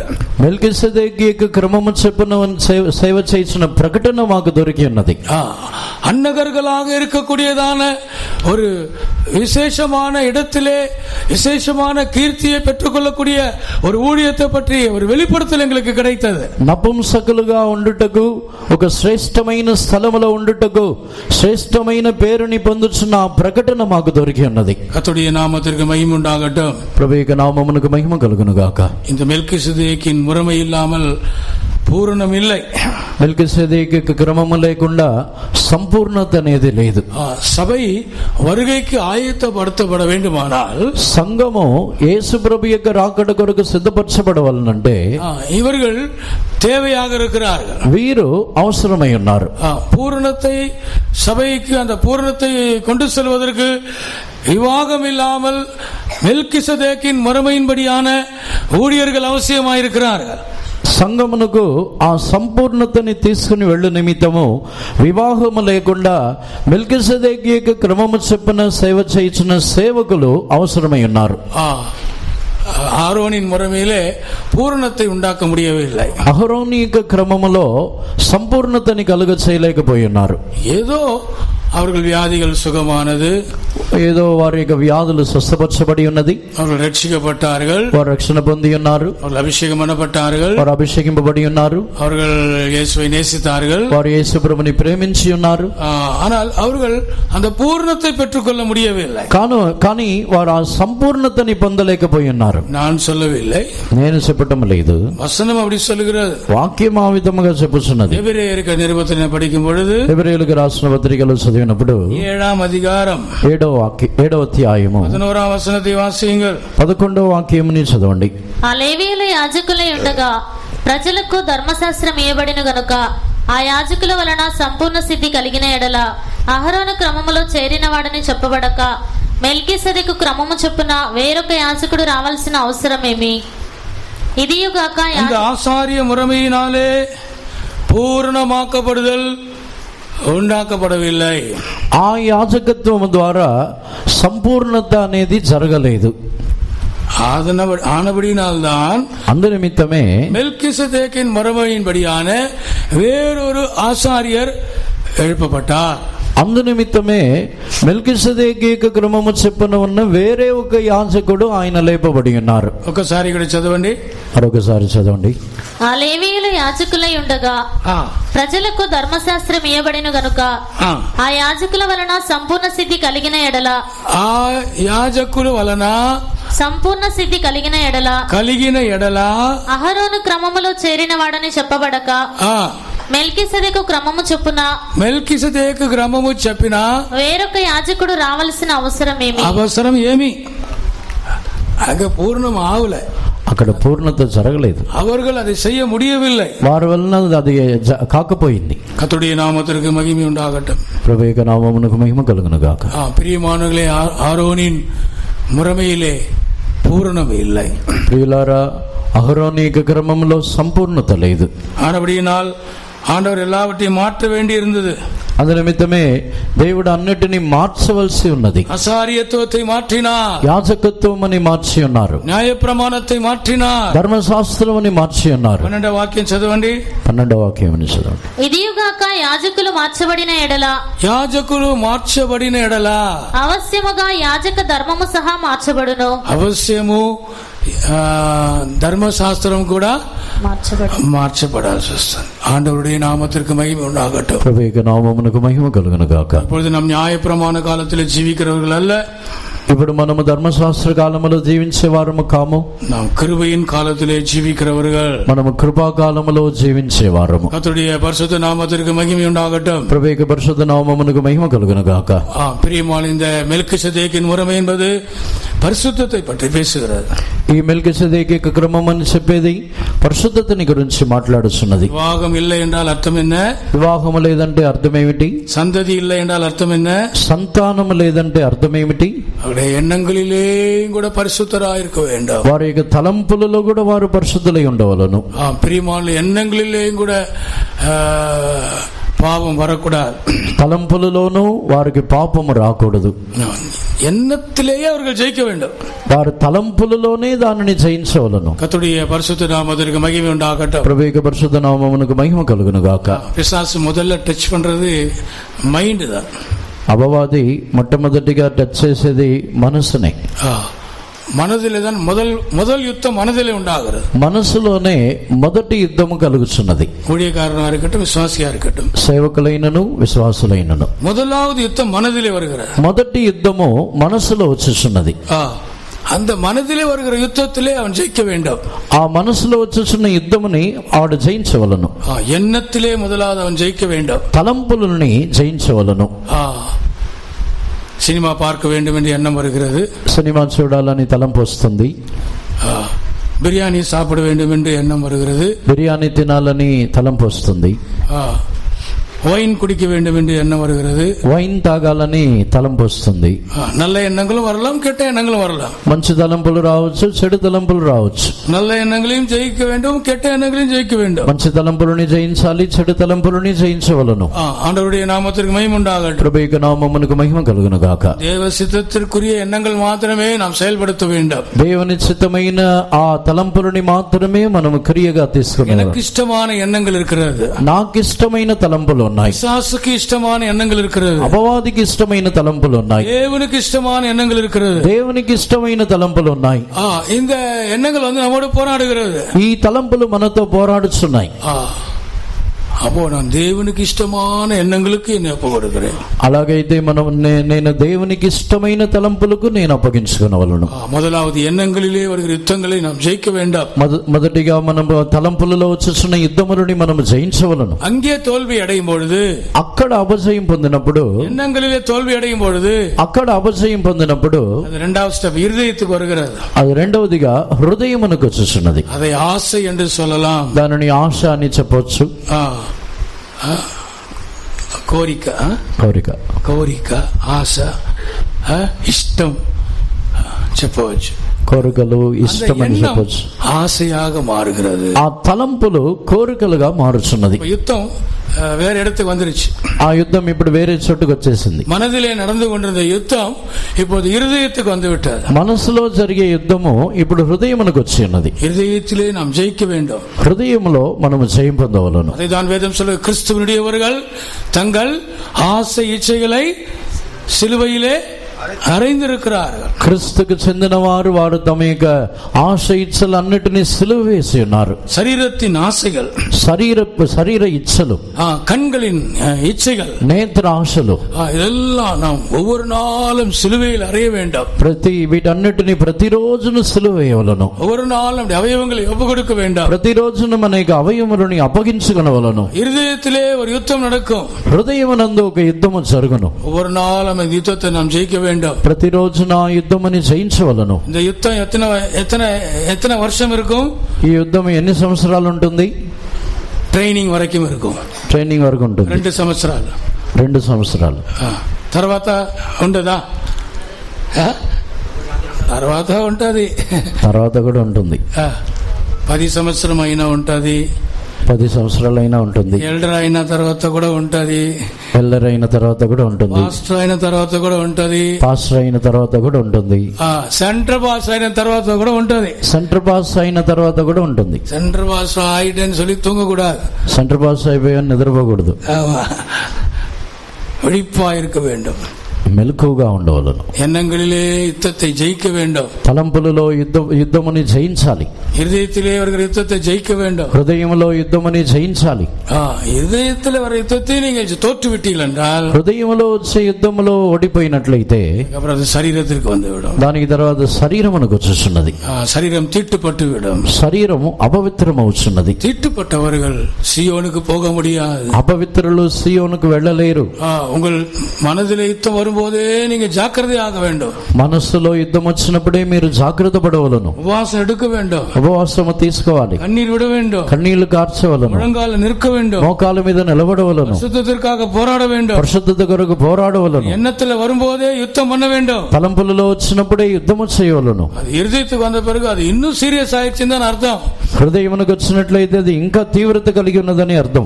யார்ட்டையாவது நல்ல பரிசுத்தவான்கிட்ட போய் சொல்ல வேண்டும். ఎవరైనా ఒక మంచి పరిశుద్ధుల యొద్దకు వెళ్ళి చెప్పాలి. எல்லார்ட்டையும் போய் சொல்லக்கூடாது. అందరి దగ్గరికి వెళ్ళి చెప్పకూడదు. நல்ல பக்குவம் அடைந்த நல்ல ஊழியக்காரர்கள் இருக்கிறார். మంచిగా వారు ఎదిగిన మంచి సేవకులు ఉన్నారు. நல்ல பக்குவப்பட்டவர்கள். ఆ మంచిగా వారు ఎదిగిన వారు. எல்லார்ட்டையும் போய் நம்முடைய இருதயத்தை திறக்க கூடாது. అందరి దగ్గరికి వెళ్ళి మనకి హృదయంని తెరవకూడదు. நல்ல பரிசுத்தவான்கள் இருக்கிறார்கள். మంచి పరిశుద్ధులు ఉన్నారు. அவர்கள்ட்ட போய் எனக்கு இப்படி ஒரு இதயத்திலே போరాட்டம் இருக்கிறதுன்னு நாம் சொல்ல வேண்டும். వారి యొద్దకు వెళ్ళి నా హృదయంలో ఇటువంటి ఒక పోరాటం ఉన్నదని చెప్పవలను. அப்பொழுது அவர்கள் ஆலோசனைகளை சொல்லுவார்கள். అప్పుడు వారు ఆలోచనలు చెప్పుదురు. அவர்கள் நமக்கு புத்தி சொல்லுவார்கள். అప్పుడు వారు మనకు బుద్ధి చెప్తారు. அப்பொழுது அவர்கள் நமக்காக ஜெபிப்பார்கள். వారు అప్పుడు మన కొరకు వారు ప్రార్థించుదురు. அவர்கள் அதை வெளியே சொல்ல மாட்டார்கள். దానిని వారు బయటకు చెప్పరు. இந்த ஊழியக்காரன் இப்படி சொன்னான் என்று வெளியிலே சொல்ல மாட்டார்கள். ఈ సేవకుడు వచ్చి ఇలా చెప్పి ఉన్నాడని బయటకు వారు చెప్పరు. பிரியமானவர்களே, அவர்கள் தான் பக்குவம் உள்ளவர்கள். వారే ఎదిగిన వారు. அவர்கள் முதிர்ச்சி அடைந்தவர்கள். వారు దానిలో ఎదిగిన వారు. முதிர்ச்சி அடைந்தவர்கள்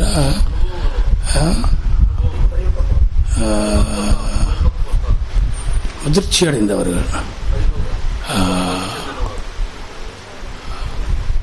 తెలుగులో కరెక్ట్ అయిన వార్త తెలియదు.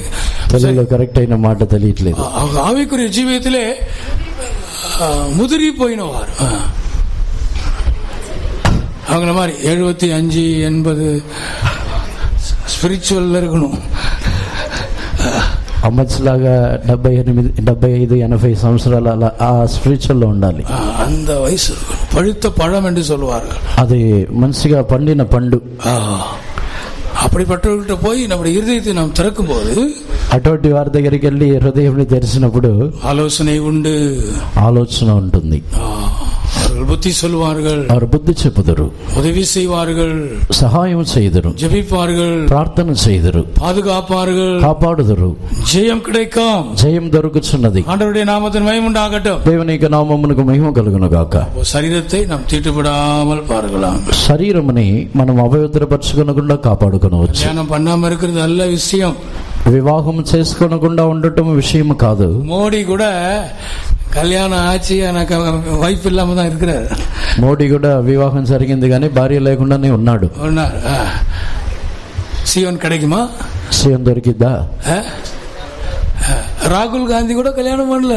రాహుల్ గాంధీ కూడా వివాహం జరగలేదు. ஒருவேளை நல்ல மனிதனா இருக்கலாம். ఒకవేళ అతను మంచి మనిషి ఉండవచ్చు. సియోన్ పోయిடுவாரா? సియోన్ వెళ్ళగలరా? కళ్యాణం பண்ணாதது அல்ல விஷயம். వివాహం చేసుకోనకుండా ఉండటం కాదు విషయం. జయలలిత కూడా కళ్యాణం பண்ணலன்னு தான் சொன்னாங்க. జయలలిత కూడా వివాహం చేసుకోలేదని చెప్పారు. తమిళనాడు సీఎం ముఖ్యమంత్రి వివాహం చేయవలే என்று சொன்னார்கள். వివాహం చేసుకోలేదని చెప్పి ఉన్నారు. அப்படி அரசியலுக்காக விவாகம் பண்ணாதவர்கள் எத்தனை பேர் இருக்கிறார்? ఆ రాజకీయం కొరకు వివాహం చేసుకోకుండా ఉన్నవారు ఎంతో మంది ఉన్నారు. దేశத்துக்காக எத்தனை பேர் கல்யாணம் செய்யாமல் இருக்கிறார்கள்? దేశము కొరకు వివాహం చేసుకోకుండా ఉన్నవారు ఉన్నారు. அதல்ல விஷயம். கல்யாணம் பண்ணாததல்ல விஷயம். వివాహం చేసుకోకుండా ఉండటం కాదు విషయం. பொண்ணு கிடைக்காம பையன் கிடைக்காம கல்யாணம் இல்லாம எத்தனை பேர் இருக்கிறார்? ఆ అమ్మాయి దొరకకుండా అబ్బాయి దొరకకుండా పెళ్లి చేసుకోకుండా ఉన్నవారు ఎంతమంది ఉన్నారు? அவங்க எல்லாம் சீன் போயிடுவாங்களா? వారందరూ సియోన్కి వెళ్ళిపోతారా? அவங்களுக்கு பெண்ணு கிடைச்சா கல்யாணம் பண்ணி கொள்வார்கள். వారికి అమ్మాయి దొరికితే పెళ్లి చేసుకుంటారు. பையன் கிடைச்சா கல்யாணம் பண்ணி கொள்வார்கள். అబ్బాయి దొరికితే పెళ్లి చేసుకుంటారు. ஆண்டவருடைய நாமத்திற்கு மகிமை உண்டாகட்டும். ప్రభు యొక్క నామమునకు మహిమ కలుగును గాక. సియోన్ పోவது తగుதி, కళ్యాణం ఇల్లాமல் இருப்பது அல்ல. సియోనుకు వెళ్ళుచున్న అర్హత వివాహము లేకుండా ఉండటం మాత్రమే కాదు. ఎన్నంగిలేயும் அந்த யுத்தத்தில் ஒவ்வொரு நாளும் அவங்க என்ன செய்யணும்? ஜெயிக்கணும். తలంపులలోనూ ప్రతిరోజును ఆ యుద్ధములో జయం పొందాలి. ஒரு சின்ன ஊழியக்காரனுக்கு, ఒక చిన్న సేవకుడికి ஒரு வயசான பரிசுத்தவான் சொன்னாராம். ఒక వయసైన పరిశుద్ధులు చెప్పి ఉన్నారంట. அவன் கேட்டானா, అతను అడిగి ఉన్నాడు, பாஸ்டர் போராட்டம் எது வரைக்கும் இருக்கு பாஸ்டர்? అసలు పోరాటం ఎంతవరకు ఉంటుంది పాస్టర్ గారు? அந்த பெரிய பாஸ்டர் சொன்னாராம், ఆ పెద్ద పాస్టర్ గారు చెప్పి ఉన్నారంట, நீ இந்த கப்பு எடுத்து தண்ணி குடிக்கிற வரைக்கும் அந்த பலன் இருக்க வரைக்கும் உனக்கு போராட்டம் இருக்குன்னு சொன்னார். నీవు ఈ కప్పు తీసుకుని నీళ్లు తాగి అంత బలం ఉన్నంత వరకు నీకు పోరాటం ఉంటుందని చెప్పారంట. இப்ப தண்ணி குடிக்க உனக்கு பலன் இல்ல, నీళ్లు తాగడానికి కూడా నీకు బలం లేదు. கப்பு எடுக்கிறதுக்கு உனக்கு பலன் இல்ல, కప్పు తీసుకోవడానికి కూడా నీకు బలం లేదు. இப்ப உனக்கு குடிக்க வாயில ஊத்துறாங்க, అప్పుడు నీళ్లు నీకు నోట్లో పోస్తున్నారు, வாயில ஊத்துறாங்க, నోట్లో అప్పుడు నీళ్లు పోస్తున్నారు. அப்பதான் உனக்கு பிரச்சனையே வராது. అప్పుడే నీకు సమస్యలు రావు. அது வரைக்கும் நீ கவனமாக இருக்க வேண்டும். అంతవరకు నీవు జాగ్రత్తగా ఉండవాలి. வயசு ஒரு விஷயம் அல்ல. వయసు ఒక విషయం కాదు. நம்ம சபையில பாஸ்டர் ஆன பிறகு கல்யாணம் பண்ணவங்க நிறைய பேர் இருக்கிறார்கள். మన సంఘంలో పాస్ అయిన తర్వాత వివాహం చేసుకున్న వారు చాలా మంది ఉన్నారు. வாலிப வயதிலே வைராக்கியமாய் ஜீவித்தார்கள். యవన కాలములో వైరాగ్యముగా జీవించి ఉన్నారు. வாலிப வயதிலே பரிசுத்தமாய் ஜீவித்தார்கள். యవన కాలములో పరిశుద్ధముగా జీవించి ఉన్నారు. ஊழியம் மகிமையா இருந்தது. వారి యొక్క సేవ మహిమగా ఉన్నది. ஆனா பாஸ்டர் ஆன பிறகு, కానీ పాస్ అయిన తర్వాత, வயசான பிறகு, వయసు అయిన తర్వాత அவங்க வெளியே போயிட்டார்கள். వారు బయటకు వెళ్ళిపోయి ఉన్నారు. வெளியில போய் கல்யாணம் செய்து கொண்டார்கள். బయటకు వెళ్లి వివాహం చేసుకుని ఉన్నారు. போய் ஊழியம் செய்தார்கள். వారు వెళ్లి బయటకు వెళ్లి సేవ చేసి ఉన్నారు. వయసు ஒரு விஷயம் கிடையாது. వయసు ఒక విషయం కాదు. முடிவு పర్యంతం నిలైతిరుக்கிறవన్ రక్షించబడువాన్. అంతవరకు నిలబడుచున్నవాడే రక్షణ పొందును. మరణ పర్యంతం ఉన్మయాయిరు. మరణ వరకు నీవు నమ్మకముగా ఉండము. அப்பொழுது ஜீவ கிரீடத்தை உனக்கு தருவேன். అప్పుడు జీవ కిరీటముని నీకు ఇచ్చదను. அதனால வாலிப வயதிலே ஊழியத்துக்கு வருகிறது விசேஷமானது. యవన కాలంలో సేవకు రావడం అనేది విశేషమైన ఒక కార్యం. 18 వయதிலே நான் ஊழியத்துக்கு வந்தேன். నేను 18 సంవత్సరములు సేవకు వచ్చి ఉన్నాను. అమ్మచ్చి 12 వయసులో వందని சொல்றாங்க. అమ్మచ్చి 12 సంవత్సరాల్లో వచ్చారంటున్నారు. இத்தனை வருஷம் கர்த்தர் அவர்களுடைய ஊழியத்தை ஆசீர்வதித்திருக்கிறார். ఇన్ని సంవత్సరములు వారి యొక్క సేవని దేవుడు ఆశీర్వదించి ఉన్నారు. మరణ వరకం జయమాయ్ ஊழியம் செய்து முடிக்க வேண்டும். మరణ వరకు జయముగా సేవని చేసి ముగించవలను. ஒரு பாஸ்டர் இருந்தார். ఒక పాస్టర్ ఉండేవారు. பாஸ்டர் கேவி பால் அவர் பேர். పాస్టర్ కేవి పాల్ ఆయన పేరు. அவர் சொல்லுவார், ఆయన చెప్పేవారు, ఫ్లైట్ యాక్సిడెంట్ ఆగుது, ఫ్లైట్ యాక్సిడెంట్ జరుగుతుంది, எல்லாரும் மாட்டு வண்டியில போறாங்க, అందరూ ఎడ్ల బండిలో వెళ్తున్నారా, ஃபெயிலியர் ஆயிடுச்சு, ఫ్లైట్ சிஸ்டம் ஃபெயிலியர் ஆயிடுச்சு, ఫ్లైట్ సిస్టమ్ ఫెయిల్ అయిపోయింది, எல்லாரும் செத்து போயிட்டாங்க, போன அத்தனை பேரும் செத்து போயிட்டாங்க, వెళ్ళి అందరూ చనిపోయారు, வானத்திலே அப்படியே ஃபிளைட் எரிஞ்சு போயிடுச்சு, ఆకాశంలోనే ఆ ఫ్లైట్ బ్లాస్ట్ అయిపోయింది. அதனால இனிமே யாரும் ஃபிளைட்டுக்கு போகாதீங்க, ఇక ఎవరు కూడా ఫ్లైట్ కి వెళ్ళొద్దు. நம்ம தாத்தாவுக்கு தாத்தா மாட்டு வண்டியில போனாங்க, మన యొక్క తాతల కాలంలో ఎడ్ల బండిలో వెళ్ళారు, அதனால மாட்டு வண்டியில போங்க, అందుకని మీరు ఎడ్ల బండిలో వెళ్ళండి, பத்திரமா போய் சேரலாம், మీరు జాగ్రత్తగా వెళ్ళి చేరవచ్చు. அப்படி அல்ல, అలాగ కాదు. ஏதோ அங்கே இங்கே தோல்வி அடைந்தவர்கள் இருக்கிறார்கள், ఏదో అక్కడ ఇక్కడ అపజయం పొందిన వారు ఉన్నారు. அவர்கள் கடைசி வரைக்கும் அந்த பிரதிஷ்டையை பாதுகாக்க முடியாமல் தோற்று போனார்கள். వారు చివరి వరకు ఆ ప్రతిష్టని కాపాడుకొనకుండా వారు ఓడిపోయారు. ஆனாலும் ఆయనను இது சத்தியம், ఇది సత్యం, இது உபதேசம், ఇదే ఉపదేశం, இது தேவனுடைய மனதில் இருக்கிற காரியம், ఇది దేవుని యొక్క మనసులో ఉన్న కార్యము. கிருபை இருந்தால் உங்களை கர்த்தர் பாதுகாப்பார், కృప ఉన్నట్లయితే దేవుడు మిమ్మల్ని కాపాడును, தாழ்த்தினால் கர்த்தர் உங்களை பாதுகாப்பார், తగ్గించుకున్నట్లయితే దేవుడు మిమ్మల్ని కాపాడును, அழைத்தவர் உண்மையுள்ளவர், పిలిచిన వాడు నమ్మకస్తుడు, அவர் அப்படியே செய்வார், ఆయన అలాగే చేయను. எல்லா ஊழியர்களையும் சியோன்ல கர்த்தர் கொண்டு போய் சேர்க்க வேண்டாம், సేవకులందరినీ దేవుడు సీయోనులో చేర్చవలను, கரையில்லாதவர்களாக, నిష్కలంకమైన వారై, கற்புள்ளவர்களாக, వారు కన్యకలుగా, கண்டிக்கப்படாதவர்களாக, ఎవరు నిర్దోషులుగా, அவர்கள் தூய்மையானவர்களாக, వారు పవిత్రులై, அவர்கள் அந்த சியோனிலே ஆட்டுக்குட்டியானோடு போய் நிற்க வேண்டும், వారు సీయోనులో గొర్రెపిల్లతో వారు నిలబడవలను.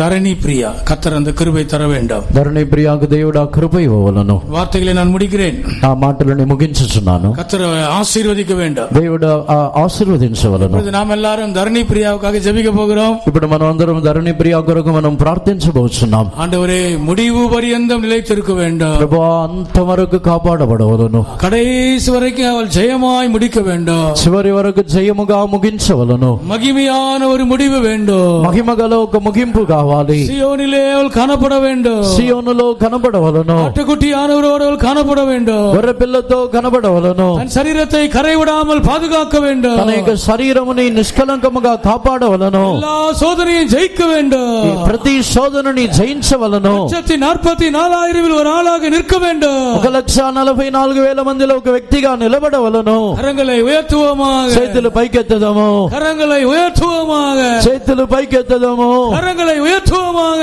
చేతులు పైకెత్తదము, போராடி ஜெபிப்போமாக, పోరాడి ప్రార్థించదము. அபிஷேகம் இறங்கட்டும், అభిషేకము దిగును గాక, அபிஷேகம் இறங்கட்டும், అభిషేకము దిగును గాక, అభిషేకం విరగటం, అభిషేకము దిగును గాక.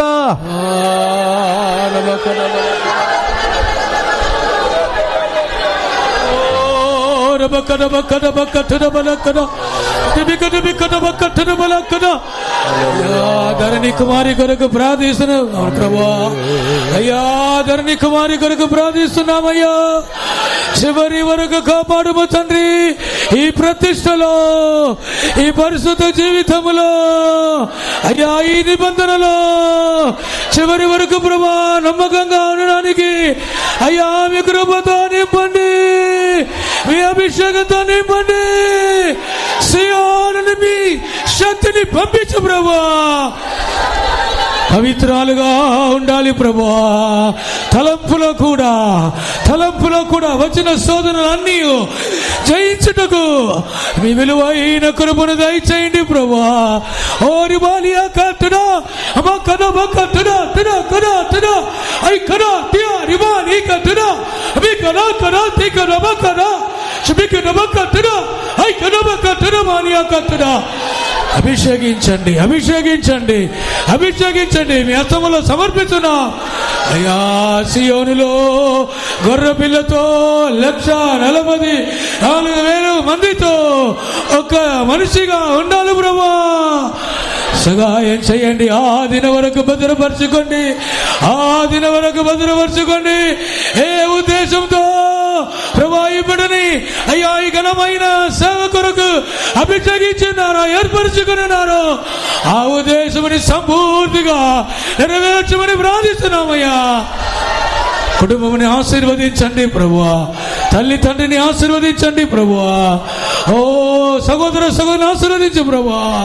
బంధువులందరినీ ఆశీర్వదించు తండ్రి. ఈ సంఘమును ఆశీర్వదించండి తండ్రి. గొప్ప ఉద్యమం దయచేది మీ నామం మహిమపరచండి. యేసు నామములో అడుగుచున్నాము తండ్రి. సియోనులో నేను సదాకాలం గొర్రె పిల్లతో నింపు. సియోనులో నేను సదాకాలం గొర్రె పిల్లతో నింపు. ఎవరును పాడని గీతమును యేసుతో పాడేదను. ఎవరును పాడని గీతమును యేసుతో పాడేదను. మెల్కీసెదెకు క్రమము ప్రకారము సేవ చేసిన శిష్యులు వీరే. మెల్కీసెదెకు క్రమము ప్రకారము సేవ చేసిన శిష్యులు వీరే. శ్రేష్ఠ ఫలములు ప్రథమ ఫలము అద్భుత జీవితమిదియే. శ్రేష్ఠ ఫలములు ప్రథమ ఫలము అద్భుత జీవితమిదియే. సియోనులో నేను సదాకాలం గొర్రె పిల్లతో నింపు. సియోనులో నేను సదాకాలం గొర్రె పిల్లతో నింపు. ఎవరును పాడని గీతమును యేసుతో పాడెదను. ఎవరును పాడని గీతమును యేసుతో పాడెదను. సియోనులో నేను సదాకాలం గొర్రె పిల్లతో నింపు. సియోనులో నేను సదాకాలం గొర్రె పిల్లతో నింపు. ఎవరును పాడని గీతమును యేసుతో పాడెదను. ఎవరును పాడని గీతమును యేసుతో పాడెదను. ఎవరును పాడని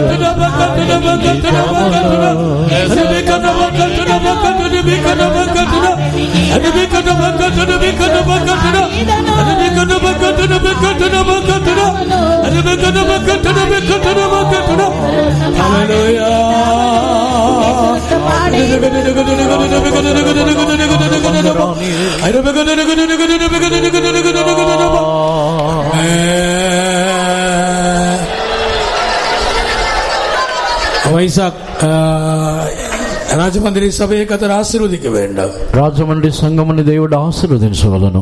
అనేక వాలిబர்கள் ஊழியத்திற்கு எழும்ப வேண்டும். అనేక యవనస్తులు సేవ కొరకు లేపబడాలి. அதற்காக சோதரம் பண்ணுங்கள். அது కొరకు స్తోత్రించదము. స్తోత్రం స్తోత్రం స్తోత్రం స్తోత్రం స్తోత్రం హల్లెలూయా హల్లెలూయా స్తోత్రం స్తోత్రం స్తోత్రం స్తోత్రం స్తోత్రం. ధరణి కుమారి ஊழியத்துக்கு வரும் மூலமாக குடும்பம் ஆசீர்வதிக்கப்பட வேண்டும். ధరణి ప్రియ సేవకు రావటం ద్వారా వారి యొక్క కుటుంబస్తులు ఆశీర్వదింపబడాలి. அவருடைய அப்பா அம்மாவை கர்த்தர் ஆசீர்வதிக்க வேண்டும். వారి యొక్క తల్లిదండ్రులని ఆశీర్వదించవలను. సహోదరిகளை ఆశీర్వదిக்க வேண்டும். సహోదరుల్ని ఆశీర్వదించవలను. సహోదరుகளை ఆశీర్వదిக்க வேண்டும். సహోదరులని ఆశీర్వదించవలను. குடும்பத்து முழுவதையும் கர்த்தர் ஆசீர்வதிக்க வேண்டும். కుటుంబం అంతటిని ఆశీర్వదించవలను. ஊழியத்திலே நல்ல ஊழியம் செய்தா நம்முடைய குடும்பங்களை கர்த்தர் ஆசீர்வதிப்பார். సేవలో మనం మంచిగా సేవ చేసినప్పుడు దేవుడు మన యొక్క కుటుంబస్తులను ఆశీర్వదించుచున్నారు. நாம வந்தது அவங்களுக்கு நஷ்டமே இல்லை. మనం వచ్చినది వారికి నష్టమే కాదు. நாம் இருந்தா கூட அப்படி ஒரு ஆசீர்வாதம் அவங்களுக்கு கிடைத்திருக்காது. మనము వారితో ఉన్నప్పుడు కూడా అటువంటి ఆశీర్వాదం వారికి దొరికేది కాదు. நம் ஊழியத்துக்கு வராமல் ஒருவேளை அந்த குடும்பத்திலேயே நாம் இருந்திருந்தால், ఒకవేళ మనము సేవకు రాకుండా ఆ కుటుంబంతోనే మనం కలిసి ఉన్నట్లయితే அப்படி பெரிய ஒரு ஆசீர்வாதம் இருந்திருக்காது. అంత గొప్ప ఆశీర్వాదం వారికి ఉండేది కాదు. ஆனால் ஊழியத்துக்கு வரும்பொழுது, కానీ సేవకు వచ్చినప్పుడు கர்த்தர் அந்த குடும்பத்தை ஆசீர்வதிக்கிறார். దేవుడు ఆ కుటుంబముని ఆశీర్వదించుచున్నారు. அங்க குறைவுகள் எல்லாம் நிறைவாக்குகிறார். దేవుడు ఆ కొరతలన్నిటిని సమృద్ధిగా మార్చుచున్నారు. அற்புதங்களை குடும்பத்திலே அவர் செய்கிறார். అద్భుతములని కుటుంబములో చేయుచున్నారు. ధరణి కుమారి ధరణి ప్రియా కుటుంబத்தை ఆశీర్వదించబడియాయ స్తోత్రం பண்ணுங்க. ధరణి ప్రియ కుటుంబముని దేవుడు ఆశీర్వదించినట్లుగా స్తోత్రించదము. Praise the Lord. Hallelujah. Hallelujah. Hallelujah. Hallelujah. స్తోత్రం స్తోత్రం స్తోత్రం. இயேசுவின் பரிசுத்தம் தான் நம்முடைய இலக்கு. యేసు ప్రభు యొక్క పరిశుద్ధతయే మన యొక్క గురి. இயேசுவின் தாழ்மை தான் நம்முடைய இலக்கு. యేసు ప్రభు యొక్క దీనత్వమే మన యొక్క గురి. இயேசுடைய ஜெபாவி தான் நம்முடைய இலக்கு. యేసు ప్రభు యొక్క ప్రార్థన జీవితమే మన యొక్క గురి. இயேசுவின் பாடுகள் தான் நம்முடைய இலக்கு. యేసు ప్రభు యొక్క శ్రమలే మన యొక్క గురి. இயேசுவின் வைராக்கியம் தான் நம்முடைய இலக்கு. యేసు ప్రభు యొక్క ఆసక్తి మన యొక్క గురి. அதை நாம் பெற்றுக்கொள்ள வரைக்கும் விடக்கூடாது. దానిని పొందేంత వరకు మనం వదిలివేయకూడదు. தேவன் நாம் பெற்றுக்கொள்ளக்கூடியவர்களாய் நம்மை மாற்ற வேண்டும். పొందుకున్న వారుగా దేవుడు మనల్ని మార్చవలను. அந்த கிருபை நம்ம எல்லாருக்கும் உண்டாக வேண்டும். ఆ కృప మన అందరికి కలగవలను. స్తోత్రం பண்ணுங்க. అందుకొరకు స్తోత్రించదము. స్తోత్రం స్తోత్రం స్తోత్రం స్తోత్రం స్తోత్రం స్తోత్రం స్తోత్రం స్తోత్రం స్తోత్రం. ప్రార్థించు. కృపా సత్య సంపూర్ణమైన మా యొక్క దేవా, మీ యొక్క శ్రేష్టమైన ప్రేమ కొరకాయ స్తోత్రం చెల్లించున్నాం దేవా. అనుగ్రహించబడినటువంటి యొక్క సాయంకాల వేళ యొక్క ప్రతిష్టారాధన అంతా కూడా ఆశీర్వాదకరంగా దీవెనకరంగా మీరే మార్చినారు కనుక స్తోత్రం చెల్లించున్నాం దేవా. మీ యొక్క బిడ్డల లోకంలో నుండి లోక పరిచయంలో నుండి బంధుమిత్రాదుల్లో నుండి ప్రభా ప్రత్యేకించి ఒక శ్రేష్టమైనటువంటి అనుభవంలోనికి ప్రభా యేసువే మీరే తీసుకొచ్చినారు కనుక స్తోత్రం చెల్లించున్నాం దేవా. యేసు యొక్క బిడ్డను తీసుకొచ్చిన గొప్ప ఆశీర్వాదాల చేత ప్రతిష్ఠించబడినది కనుక స్తోత్ర. ఆ ప్రతిష్ఠితను తాను కాపాడుకుంటూ మీరే సాయం చేయమనడుచున్నాను దేవా. యేసువే దీవించమనడుచున్నాం, కాపాడమనడుచున్నాను దేవా. యేసే 3 స్వామి నపంసకుల గురించి చదువుతున్నాం కనుక స్తోత్ర. మనుషుల వల్ల నపంసకులు ప్రభా, యేసువే లోకంలో నపంసకులు ప్రభా, పరలోక రాజ్యము నిమిత్తముగా నపంసకులుగా వచ్చినటువంటి దేవుని సేవకులను చెప్పడతాంది కనుక స్తోత్రం చెల్లించిన దేవా. దేవుని యొక్క సేవ నిమిత్తంగా వచ్చినటువంటి నపంసకులు సమస్తమును ద్వేషించి సమస్తమును విడిచిపెట్టి దేవుని కొరకై వచ్చినటువంటి నపంసకులుగా కనబడుచున్నాం కనుక స్తోత్ర. వారి యొక్క సేవను మీరు ఆశ్రయించినటువంటి దేవుడు, వారిని మీరు ఆశ్రయించినటువంటి దేవుడు స్వామి. యేసువే షండులు అని చెప్పడతా ఉంది. షండులు అనగా ప్రతిష్ఠించబడినటువంటి దైవపుత్రులు అని చెప్పడతా ఉంది. షండులు దేవుని రాజ్యం కొరకై పరలోకం కొరకై వారు పిలువబడినటువంటి వారని చెప్పడతా ఉంది ప్రభా. యేసువే అహరోను యొక్క 2 విధాల సేవలను చదువుతున్నాం కనుక స్తోత్ర. అహరోను యొక్క సేవను సంపూర్ణ పడలేదు కనుక స్తోత్ర. మెల్కీసెదెకు యొక్క సేవ ప్రకారం సంపూర్ణ చెందున్నా యేసు కూడా క్రమ ప్రకారంగా ప్రమాణ ప్రకారంగా మెల్కీసెదెకుగా ఉన్నారు కనుక స్తోత్ర. మెల్కీసెదెకు యొక్క సేవ ప్రతిష్ఠించబడినటువంటి సేవ. తల్లి తండ్రి వంశావళి లేదు, తల్లి తండ్రి ఎవరు కూడా లేరు. అది ప్రతిష్ఠించబడిన దేవ అశ్రేష్టమైన సేవ కనుక స్తోత్ర. అది తగ్గింపగలిగినటువంటి సేవ కనుక స్తోత్ర.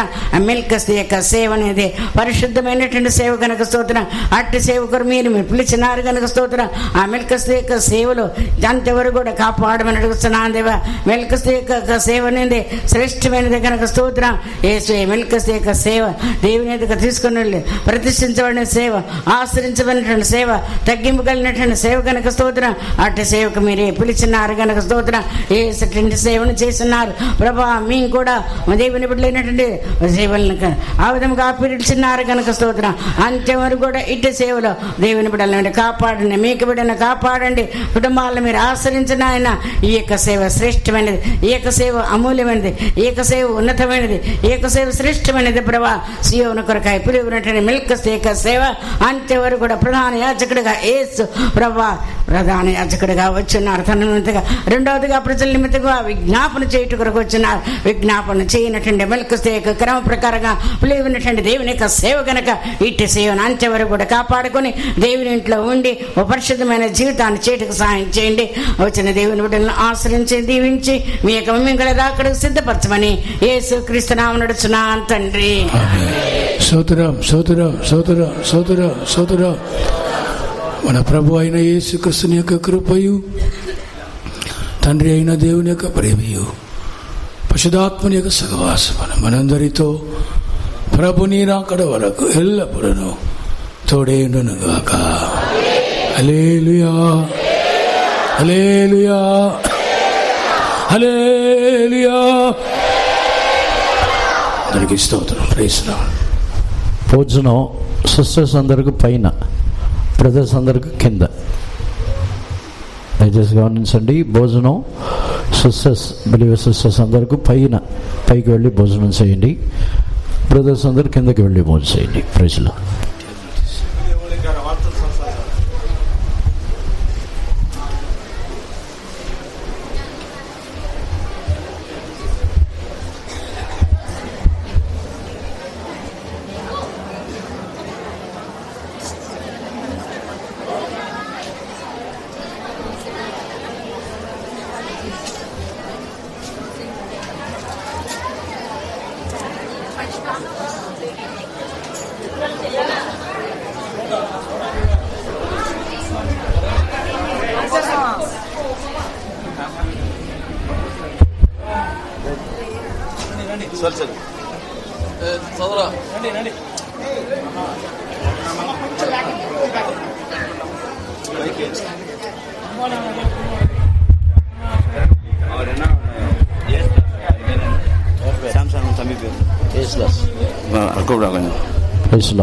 యేసుదాస్